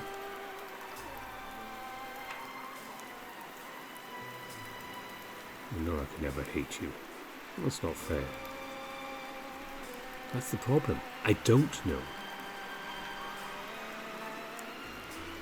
Sometimes it feels like you're saying what I want to hear. Like your words are borrowed from somewhere or someone else. And then, when your real feelings come out, the whiplash leaves me doubting myself. I'm sorry. That's just... He sighs. I've lost myself, Gray. I think about myself 5 years ago, 10 years ago, 20. And all of them feel like strangers. I wouldn't have proof any of that happened if there weren't photos of me. Of us. Even at work. If Lauren wasn't so gifted at note-taking, I doubt I'd remember what half my projects are. Everything I do lately has been half-assed. It's impossible to focus. All I know is I keep trying to get back to the way I felt before Josh died. I try to think what the old me would say, what a better me would do in this situation. Maybe those memories are embellished, or made up. And sometimes, I crack. I lash out. I curse. Because I can't deal with it anymore, Gray. It's too painful. Every year my body aches more and more. It hurts just to move through life. The benefits don't outweigh the costs. I can feel myself dying every second I'm not distracted, and distractions are becoming effective. I don't want to be your latest distraction. Huh? So you think you're my cure? I didn't say that. Sorry. I'm just venting because I should be the guilty one here. The truth is, I pulled you into my mess knowing it would end badly. It always ends badly. A cold pit forms in my stomach as I remember the murder rumours AJ told me about. How many of the vagrants have you brought home? Not a lot. Maybe 6 or 7 over the last 2 years.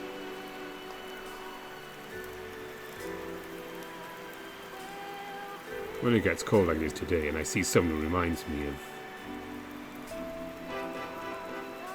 Well, there are some who look less threatening than others, let's just say that.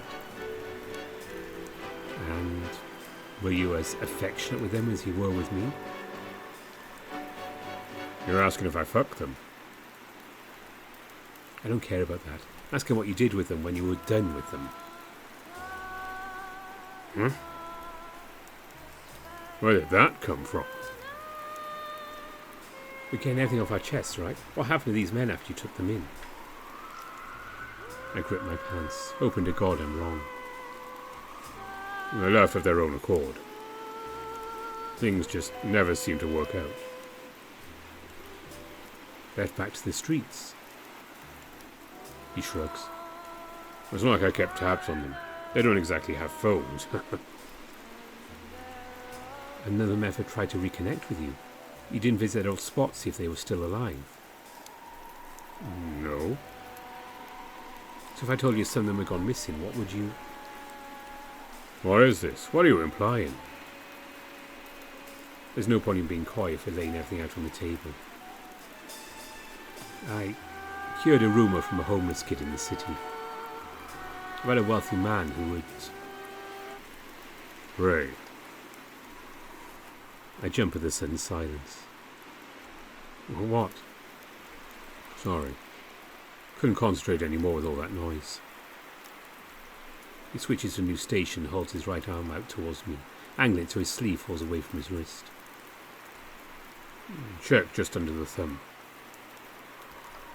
I awkwardly rode through the thick fur, stumped as to how this would answer my question. Is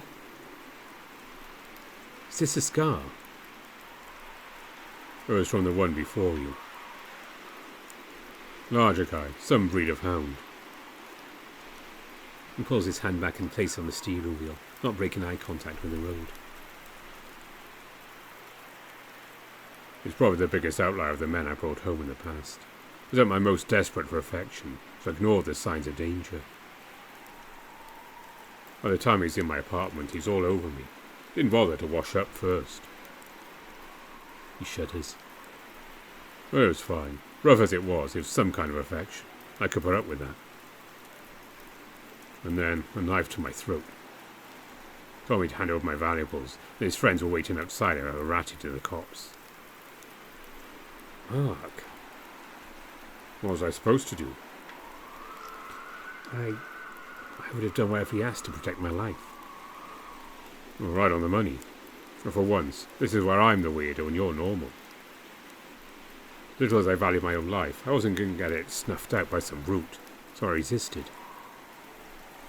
I reached behind the couch and grabbed the marble statuette. It was modern, so I couldn't care less if it broke.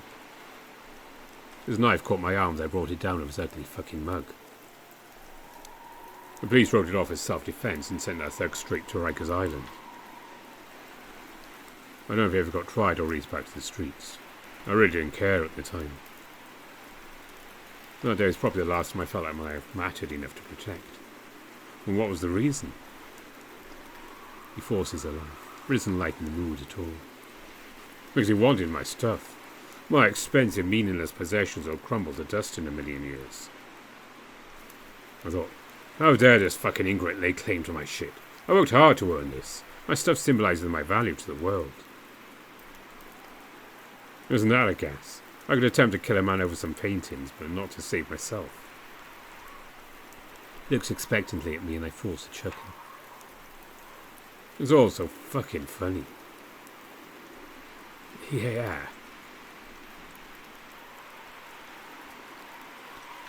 I'm sorry if you've been suggesting you could have been involved with these disappearances. I don't blame you, given the circumstances. I have to wonder where the other ones went. He lets out a deep breath and leans against the driver's side window. Ben, Israel, Rafi, Mo, Parker, Fred. He turns to me and smiles weakly. And Gray. Those are names I'll never forget. Did you love them too? He shrugs. Maybe, but not in a healthy way, and they're in no position to refuse my help. Sick, ain't it? I just can't help myself. Enough. You helped someone, even if it was for a selfish reason. You can say that all you like, but we're here because of that compulsion. This again? I told you, I'm at fault here as much as you are. My feelings haven't changed. It's hard for me to believe that, okay? It's not due to lack of trying. I know you're not using me. I know you love me for me, but I don't. You have to try. If only it were that easy. I just can't. Not yet. I know I need to change, but who's supposed to hold me accountable?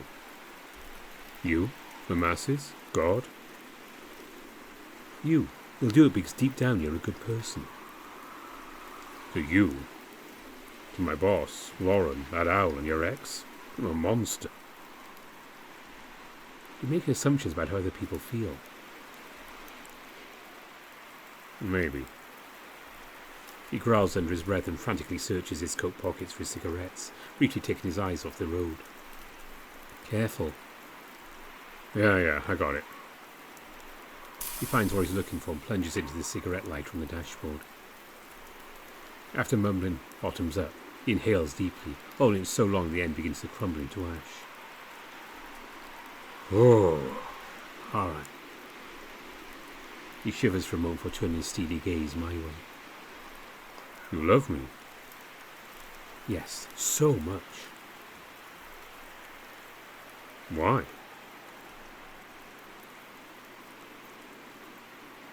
Am I supposed to answer that? I just want to know. This feels like a Sisyphean task. What answer could I give that would get me off the hook? I love you because you scratch every itch. You're attractive, you're kind, you live a lavish lifestyle, you're cultured. Most importantly, because you love me back. That alone is enough for me.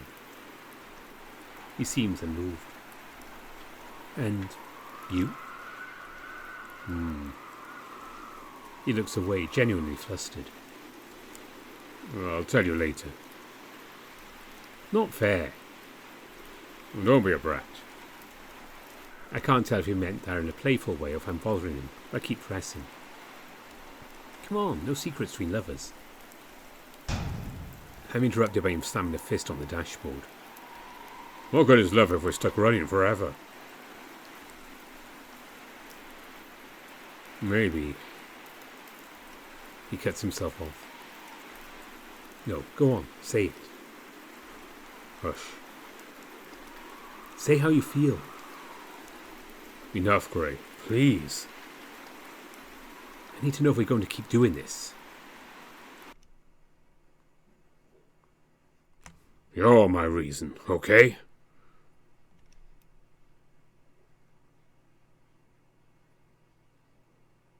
Everything goes quiet as his words ring in my ears. I'm pressing on with this life because of you. Despite everything. Maybe I resent you a little for giving me a reason when I was so sure about ending things just a few days ago. Unable to find the words, I stare vacantly at him. I feel both elated and crushed by his honesty. I'm not going to apologize for giving you a reason to live. But I'm sorry that you've had to hold back those feelings for so long. Don't apologize. It's my cross to bear. But still, the idea of it all finally stopping sounds so appetizing. The sudden swerve sends me falling back into my seat. Shit, what was that? What's the matter? He jerks the car to the left and I feel the seatbelt dig into my stomach. Stop it. Why? So you can keep me alive just to live every night afraid for my life?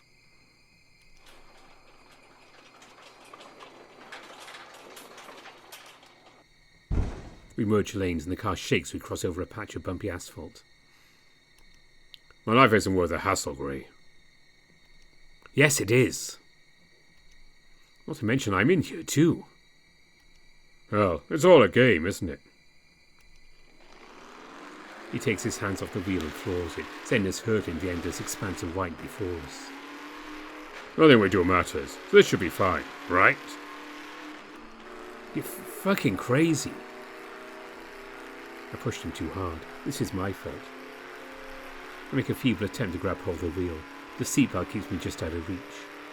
He starts laughing maniacally, tears streaming down his face. What are you going to do now, Virgil, you fat fuck? Please, stop this. We both gasp while it looks like a solid wall of snow suddenly appears. Mark! I brace for impact. At this speed it'll be certain death. I wait. And wait.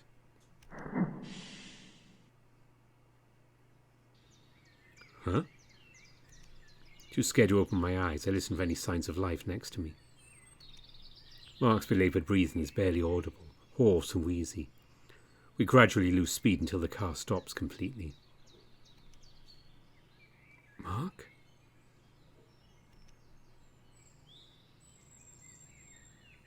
Mark? No fucking way. Are you hurt? What's... I sit up and look around, unsure of where we are.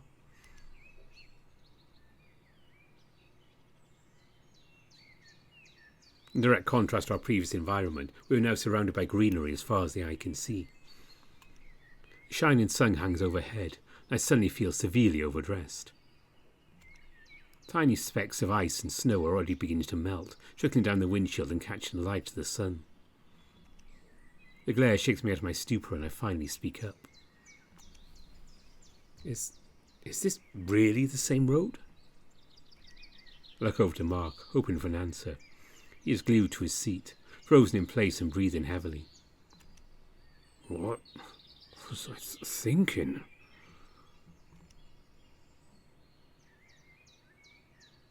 Gray, I tried to... I shake my head and undo our seatbelts, urging him to follow me out of the car. He's frozen stiff, requiring me to open the driver's side door and help him up. The second the warm air hits his fur, his ears flick about in surprise. Jesus, it feels like mid-July out here. I nod and we both shed our coats, leaving them on our seats.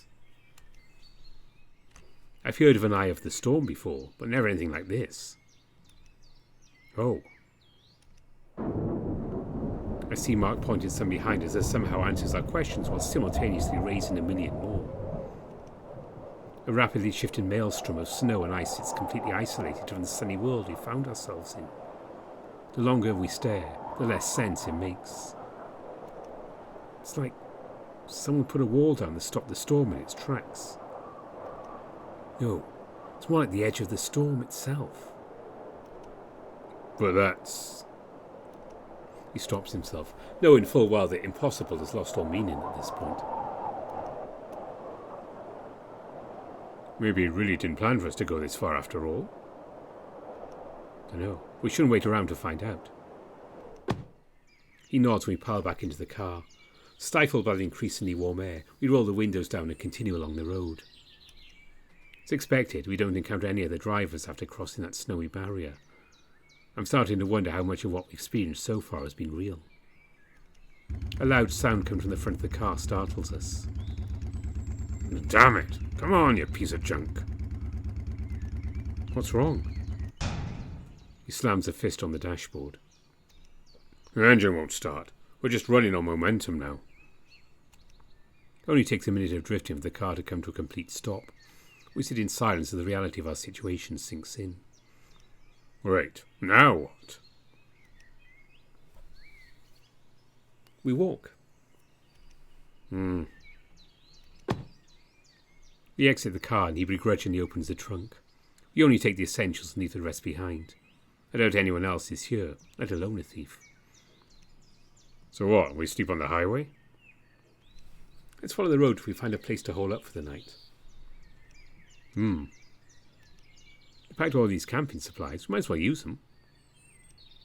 He stalls. I tap my foot.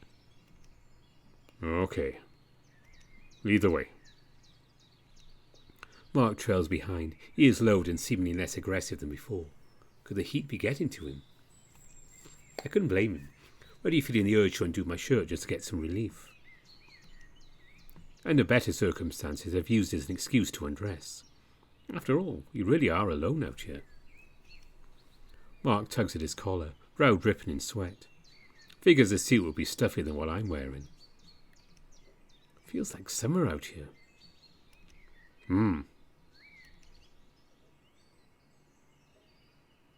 Shame we skipped spring, eh? At least it'd be cold enough to enjoy that soup he brought. He nods. If he doesn't want to talk, I won't hold it against. Is this really okay? I just tried to,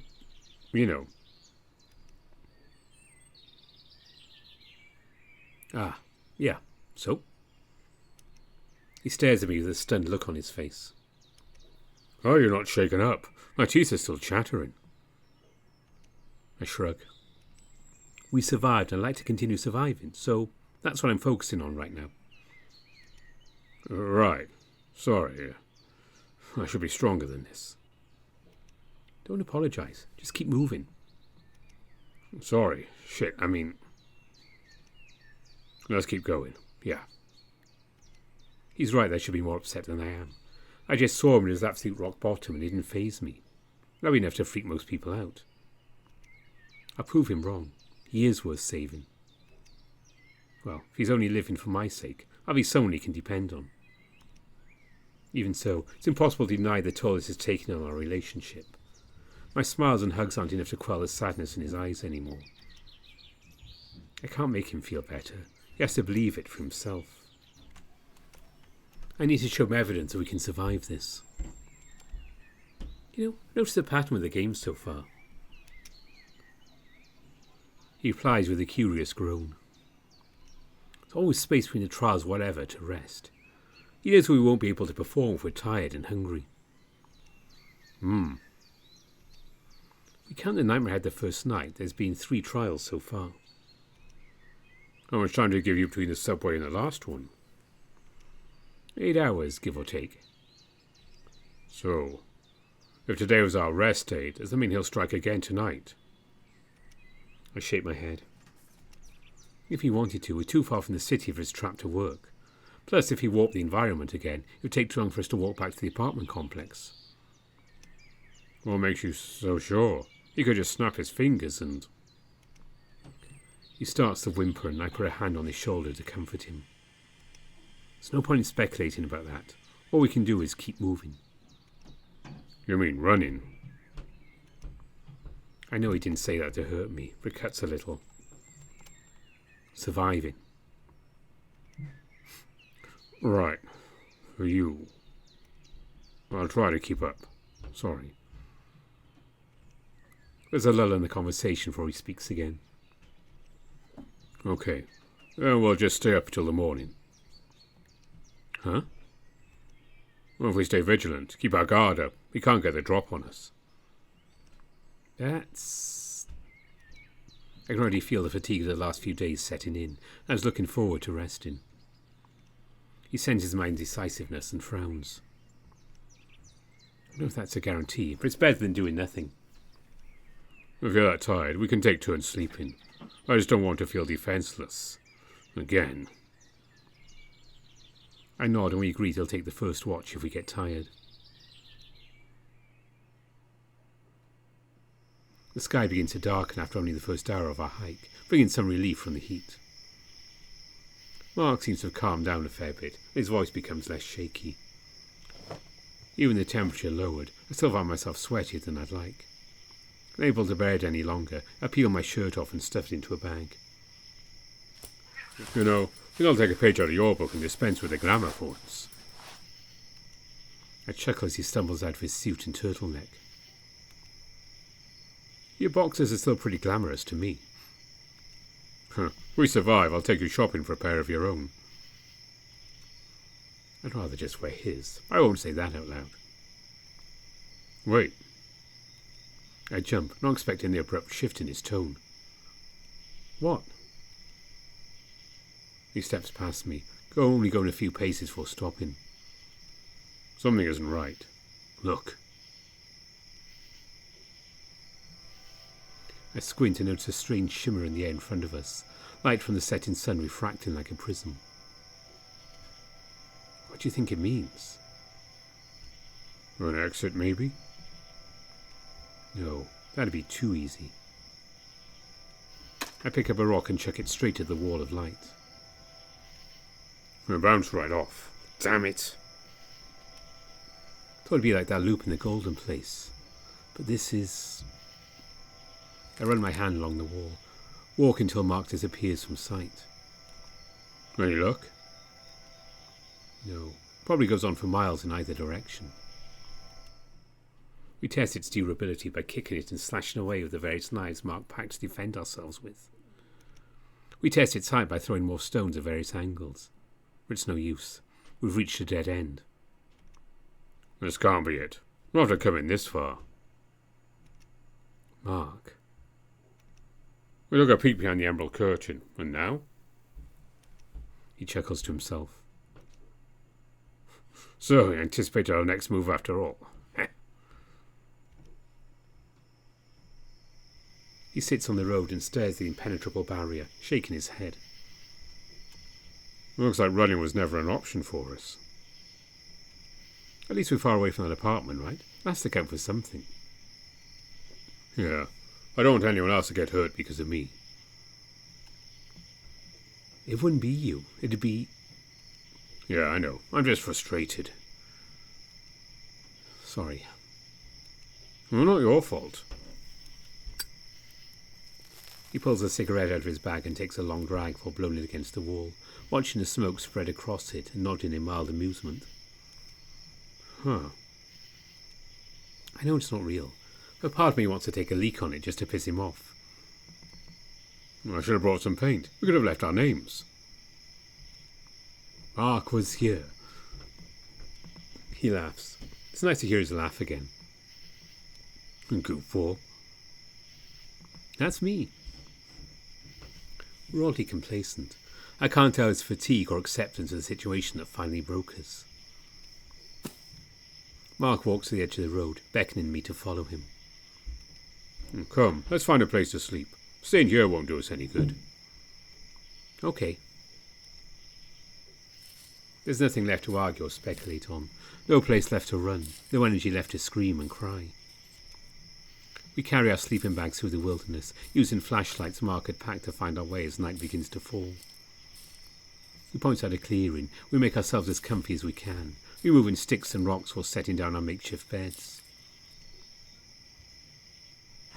Oh, you have slept on one of these before? No, never. Most I've done was a tent in my backyard as a kid. Huh. It's a little bumpy, but you'll get used to it. Says the city slicker. Oh, please. I had a whole life you don't know about before we met. I wasn't always this. His ears droop as he pokes his poochy belly. If you want to get active again, I'll gladly join you. If you want to keep it, I'll keep on appreciating it. He rolls his eyes. Does anything ever bother you? One thing. Sorry, that was mean of me. It's okay. Even as it's stressful, you don't deserve that. You're fine. Lay down with me. I pat the space next to me. We lay back at the same time. He yips and reaches down to quickly toss away a rock we missed. There we go. It's pretty comfy, all things considered. These weren't cheap. Then I could finally use them. Wait, you paid top dollar for camping gear and never went camping? He shrugs, poking out his bottom lip. I don't know. Sometimes I see something I think it could come in handy someday. Well, you're right in this case. But we're going to need to curb that reckless spending if we move out to the country. You're serious about that? You would? His cheeks turn red and he rolls over. There's something else, Possum.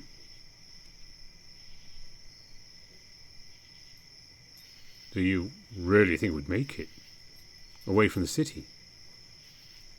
It wouldn't be easy, but I stop myself and take stock of the situation. Can I be honest with you about something? Shoot. I think living in the city is slowly killing you.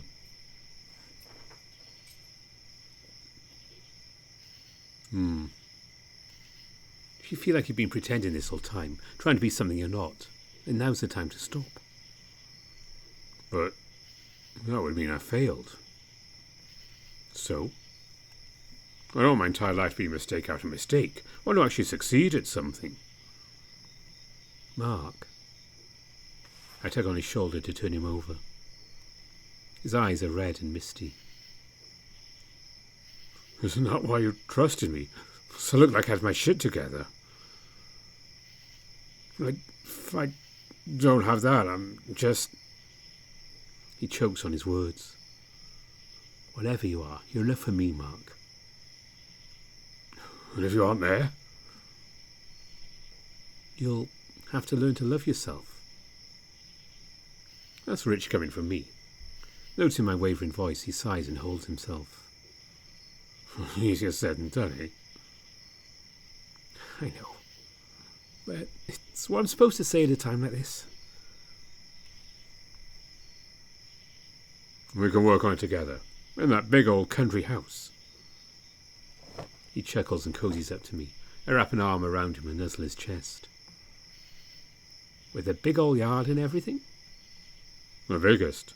We'll have laundry drying on a line outside. Maybe keep a couple of chickens who always have fresh eggs. Now you're talking. Well, I take it you don't want kids? Not my style. You? Nope. I don't want to be competing for your attention with some brat. Honest to a fault. I love you for it. I kiss him on the cheek and he chuckles nervously. I don't mind staying confirmed bachelors on paper as long as we do it together, sugar. Historians will say they were very good friends. We share a genuine laugh, and suddenly all our stress melts away, as we're reminded of how we got this far to begin with. My time can be better spent. Wow. Nothing. I've just never seen the stars this clearly before.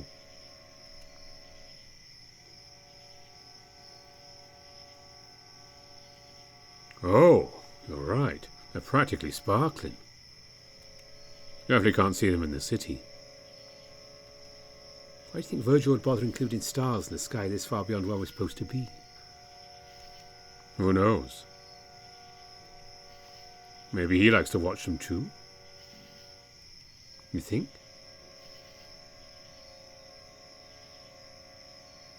Even Lucifer shed tears when he was cut out of heaven.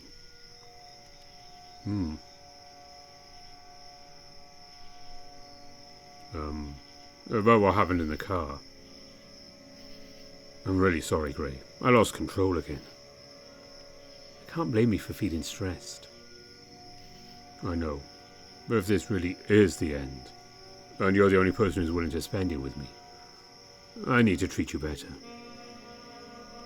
You deserve so much better than run down the clock with a grumpy, washed-up loser like me. You do a lot worse than a beautiful summer evening under the stars your final day on Earth. I turn to him and smile. And I could do a lot worse than a handsome grump like you to spend it with. Huh. Where did you get so charming, anyway? Learn from the best. I lean on him as we stare into the glittering night sky above. Ages pass before he speaks again. I was never good at comforting people at a time like this. I spend most of my time growing up alone, licking my own wounds.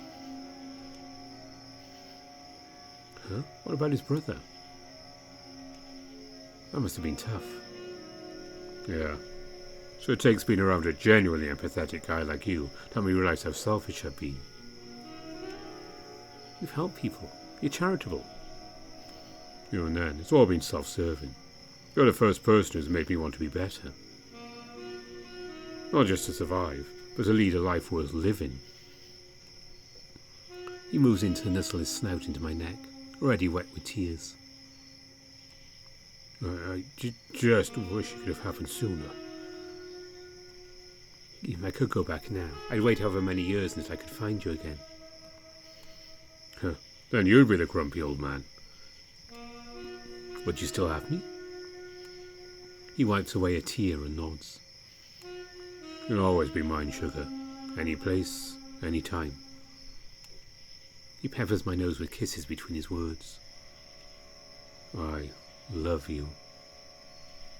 I love you too, more than I've ever loved anyone. Even her. Even her. Even Simone. Yes. He flinches. Sorry, I'm just tired of having to justify it. My feelings are my own. I'm going to keep listening to my heart. That's fine. I know I'm not an optimal choice for most. I grab his face and press my forehead to it. Neither am I, but we're here and we're in love. Right, let's make the most of it then. This is YouTube, so we have to skip the next scene. We lay on the cool grass and take our time recovering. The joy running through my body is immeasurable. The only thing I compare it to is a high. I start to laugh, feeling nothing but sheer bliss. What's so funny? Nothing. It's just, wow. So that's what it's supposed to feel like. He cocks a curious eyebrow. Doesn't it always? I shake my head. No. It usually feels good in the moment, but awful after. Or it's with someone who hurts to think about. Oh, the best times are painful to reminisce on now. He nods, likely ruminate on similar experiences from his past. Well, I'm happy to keep giving you good lays so long as you stay by my side, sugar. No, it's more than that. We both sit up and smile at each other. Even after all that, he still looks put together. This is the part I look forward to the most. Pillow talk? I nod and slide back into my pants. I want to be the only one still undressed. Yeah, the sex is wonderful, but now we can just exist. No more pretenses or hang-ups. That is nice, isn't it? He reaches for his cigarettes but pauses, shaking his head and retracting his hand. No, I feel good right now. Don't need any distractions. So, what's on your mind?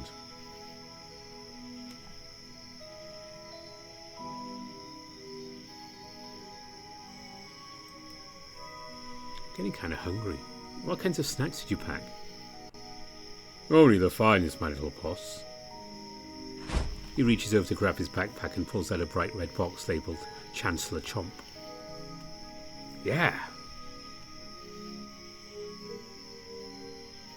Okay, what the hell is that? Huh? Only the finest cereal our great country has to offer. I'll be the judge of that. Gimme. I grab a fistful and I put the sharp edges of the kernels. Here goes nothing. He watches excitedly as I take my first bite, sans any milk. The flavour is incredible, but... the roof of my mouth. Oh, come on, it's not that bad. I can taste blood. Another Philistine. Fine then, you can have the rest of my Cracker Jacks. We agree to disagree. I happily enjoy the familiar snack as he munches on cereal.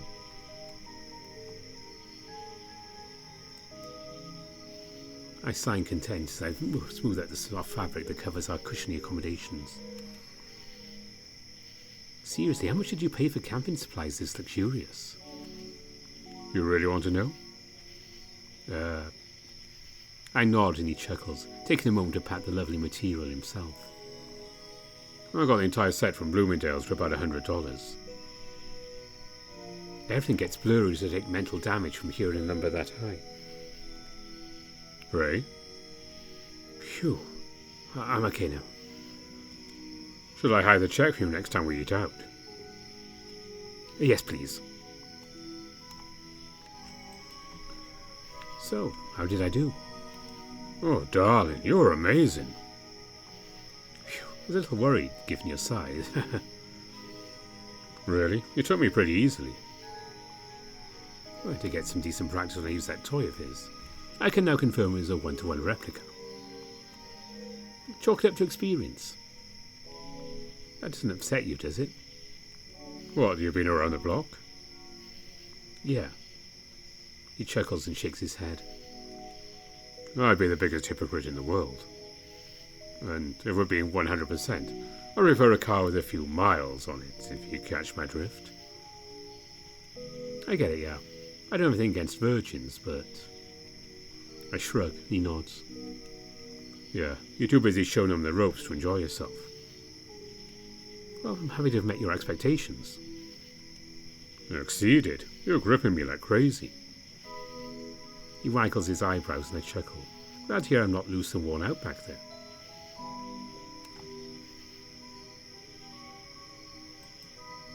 Are you sure you'll be fine like that? Like what? I gesture to general nakedness. Oh, please, my fur may be suited for a jungle climate. I was born on the East Coast. Uh-huh. Aren't you from New Orleans? You haven't even seen snow before you came to New York? I did, thank you very much. Uh-huh. We giggle at each other's silliness. I hope these times never end. I hope that didn't wear you out too much. Oh, right. I did agree to take first watch. I don't mind switching places, you'd rather sleep first. I'm a little too wound up from our romp to go to bed anyway. And you're a little distracted. He rubs my inner thigh and I spread them a little. Sounds like you're ready to go again. Huh, we'll see, sugar. So, did you bring any playing cards? No. Oh, okay. I figured you wouldn't want to see that, given... I nod, recalling Virgil's gambler motif. Well, we can make our own fun, I suppose. That's a spirit, sugar. I'll start with this. Huh? Ah! He surprises me as a tickle attack to my ribs. Stop! I'm gonna piss myself. Yow! I knock him in the chin with my tail and he ceases his torment. Note to self. Do not tickle the possum. Not unless you want to wallop him. Chin scritch is okay?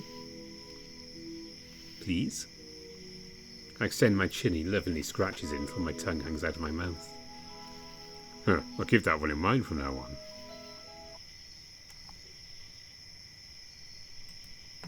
Sure is pretty tonight.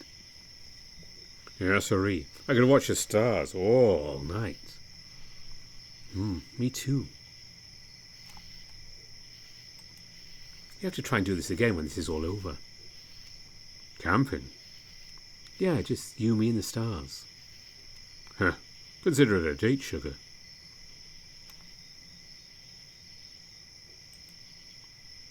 Are your glasses scratched? Huh? He whips them off and carefully inspects them. Oh, just some dust. Ah, phew. Mm-hmm. Nice night. Mm-hmm. Not too hot, not too cold. Could be less humid. I guess.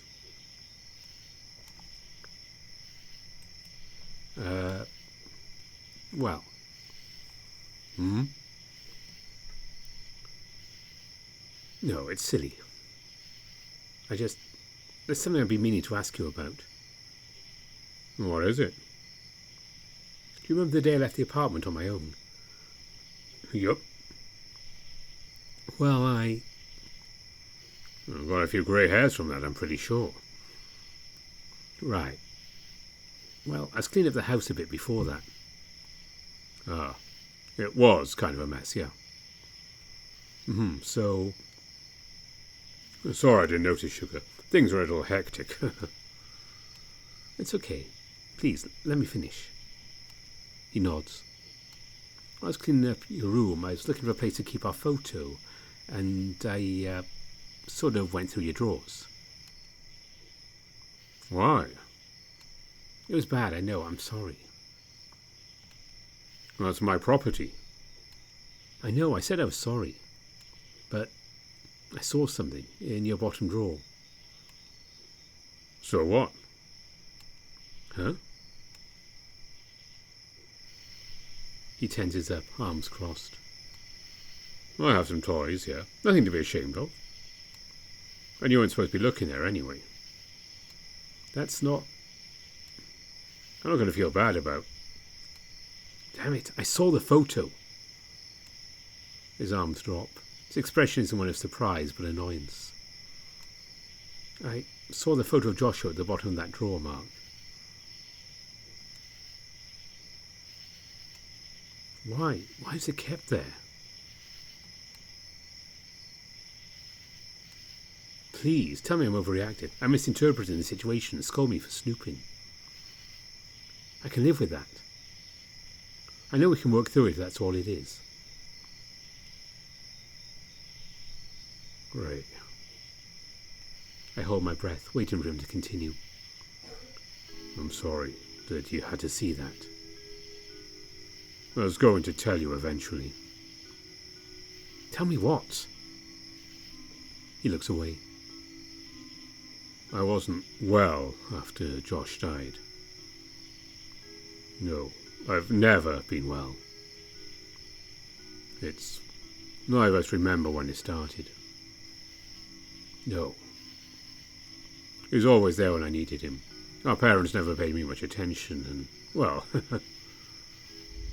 boys will be boys. A pit forms in my stomach as those words leave his mouth. You and him, you really were together? He completed me, Gray. You could never understand how deeply we cared for each other. Please, stop. What are you saying? I couldn't understand what, Mark. Someone who cares you unconditionally, who knows you deeper than any stranger ever could.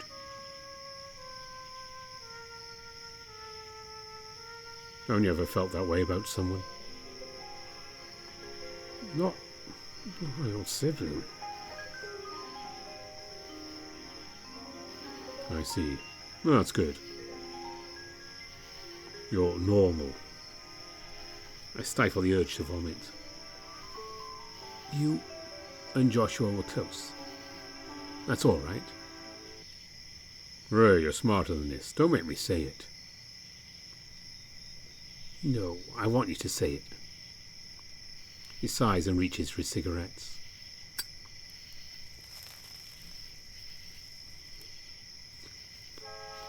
I love Josh. He loved me. He doesn't continue, instead taking his time smoking and muttering things under his breath. Was that all then? Did you want to know anything else? If we hugged, if we kissed, if we... Please, no more. Expression softens as he approaches me. Mark, why? Things were so... I hold my face in my hands and shake, or on the ground to swallow me up. He forces a smile and reaches out to me. I jolt with his touch. I needed distance, realised how bad all of it was for the both of us.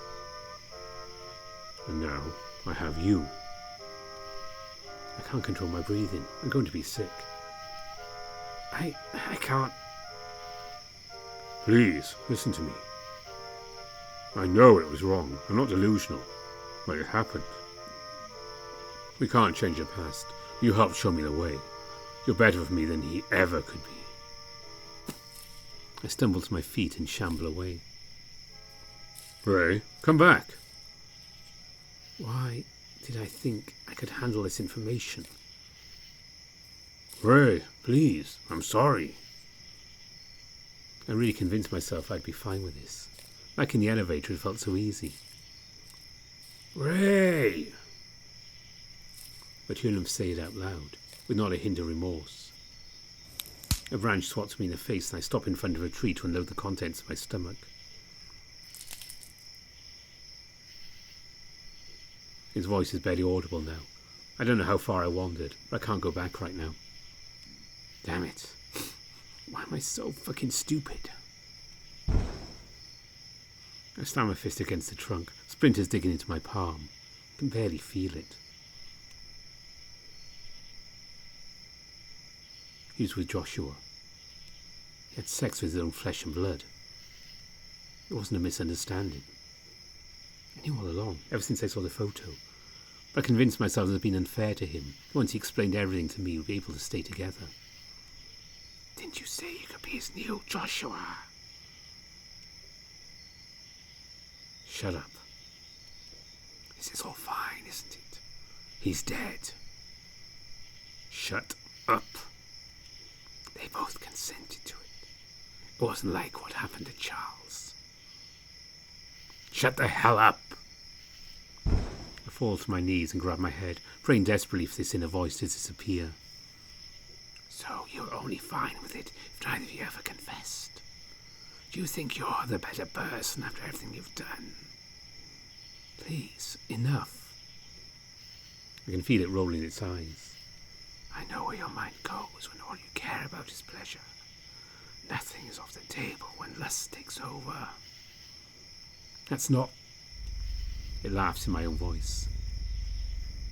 How do you think Sam would feel if he knew what she relied on when nothing else did the trick? Did you imagine him looking like his father?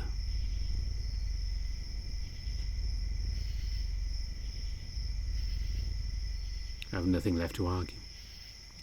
My eyes produce no tears. My lungs can barely hold air.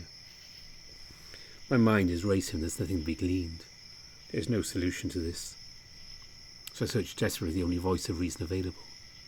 The pair of judging green eyes staring down at me within my own subconscious. What do I do? You said you are willing to overlook everything. He needs you, remember? Go to him. But I know there's nothing you could possibly say to make it better. What's happened, happened. I can't fix this. I'm not his psychologist. I'm not his therapist. I'm definitely not Joshua. Painful as this is, you owe it to us to ask questions. To do the work to understand how this happened. To us, I deserve to feel love too.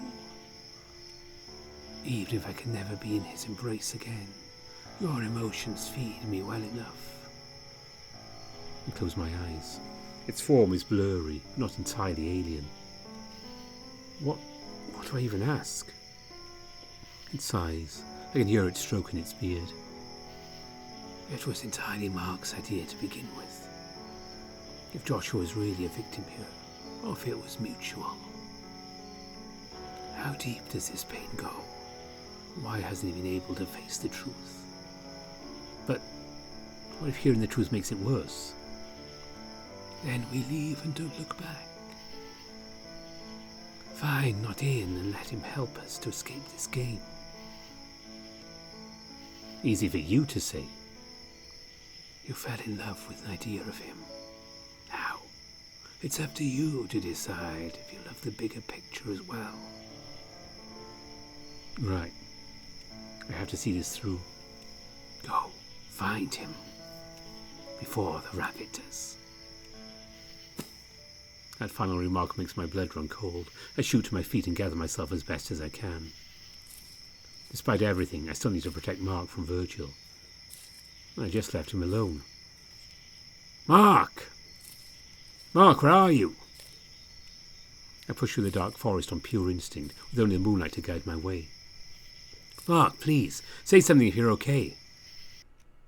A weak voice. It whimpers a few yards away, barely audible. Ray? Mark's voice has come from behind this tree. Could he have come looking for me? I round the corner, really smiling at the sight of his bright orange tail coming to view. Mark, thank God I stumble back as it comes into view. Mark?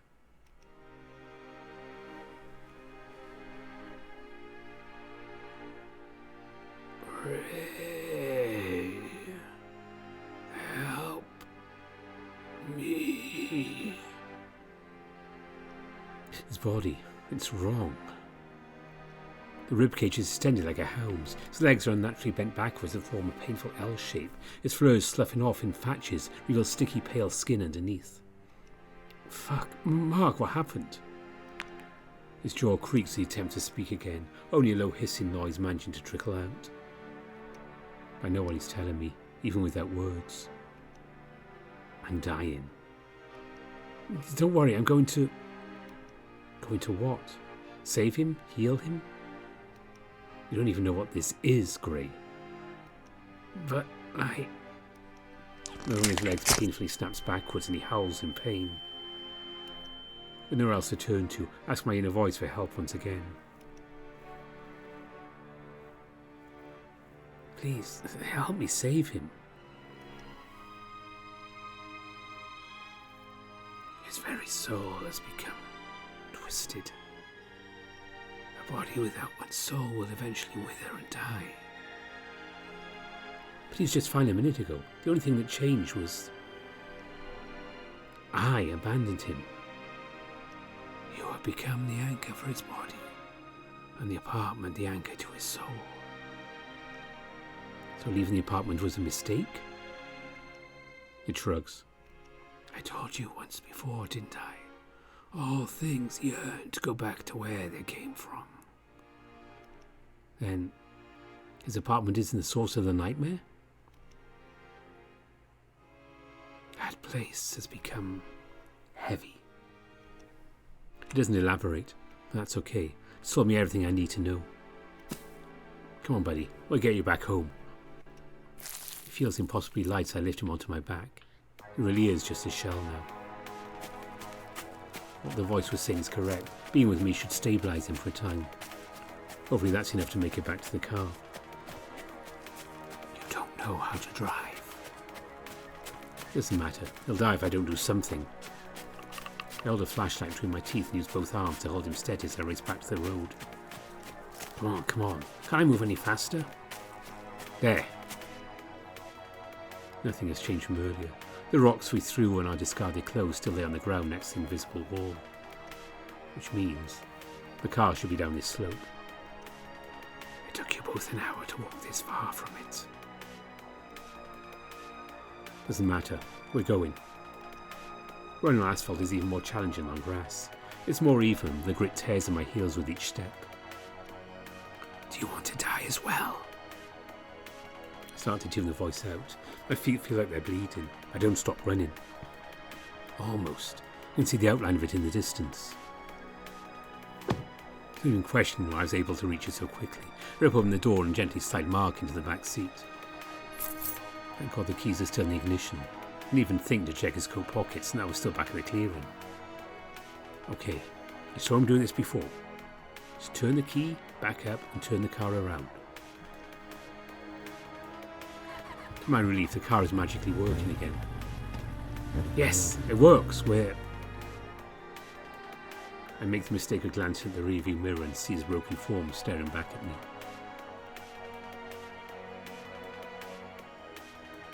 Tears flow from a sunken hole his left eye used to occupy. Mark, hold on. We're going home. I take a few deep breaths and start the car. The headlights flicker on. and even in clearer weather than before, I can barely see more than a few feet ahead. Calm down, just take it slow. I pull the gear shift towards the letter R and gently press down on the gas. Easy. He suddenly lurched backwards in a direction I wasn't expecting. Of course, it's in reverse, idiot. The adrenaline kicks in and I'm able to correct my steering, keeping us from driving off the road. Don't let the panic get to you, Gray. You have to get this turned around. Bit by bit, I managed to get the car to face the right way, almost losing control as the back wheel slips over the edge of the road on the final turn. Okay, I got this. I look back, trying to ignore his deteriorating form to offer a trembling smile of reassurance. I'm going to save you, okay? All he can do is nod. With nothing else in our way, I slam down the gas. We propel forward. The road's a straight line for miles, and I won't have to worry about other cars until we pass through that barrier again. At this speed, it doesn't take us long to reach 30, 40, 60 miles per hour. The car rattles like it's about to fall apart, but I don't ease up. This thing could be going 100, it still wouldn't be fast enough to reach the city in time. I'm not even going to navigate back to his apartment once I get there. It's so pointless to struggle.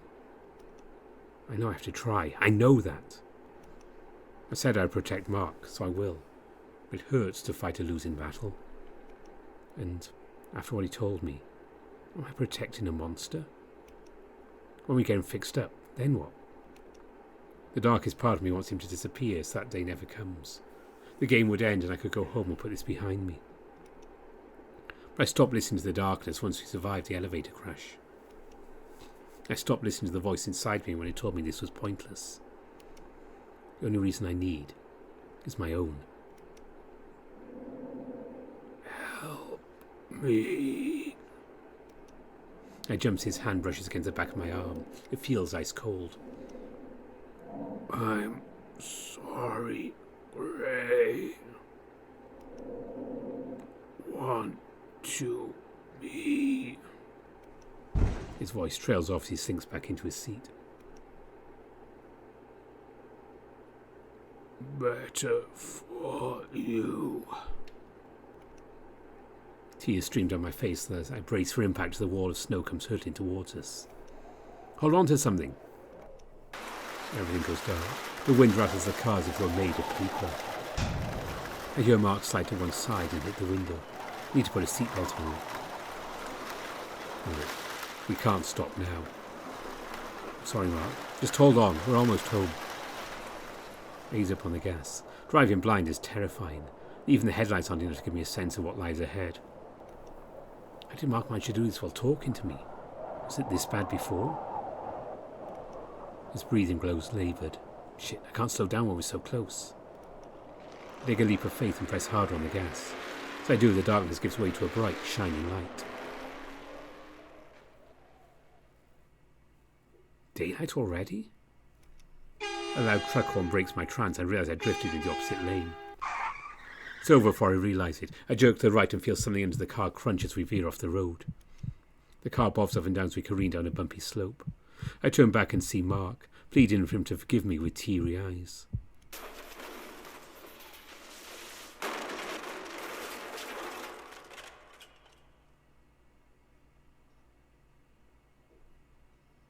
And then I'm in the air. Ah, that's right. I didn't put on my seatbelt either.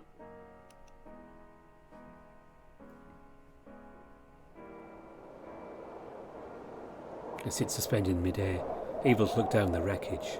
The front of the car is wrapped around a tree and the front window is completely shattered. Why am I seeing this? Did I die? Suddenly I feel something like a thin cord wrap around my neck. As I'm yanked back, I hear his voice.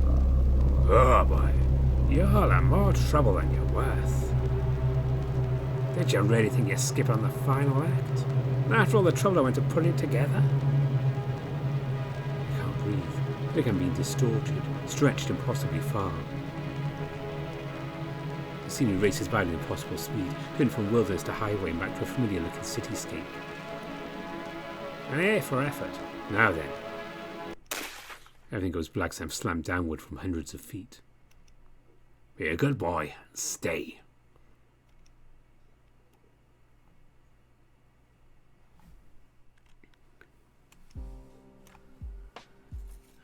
That was quite a long video.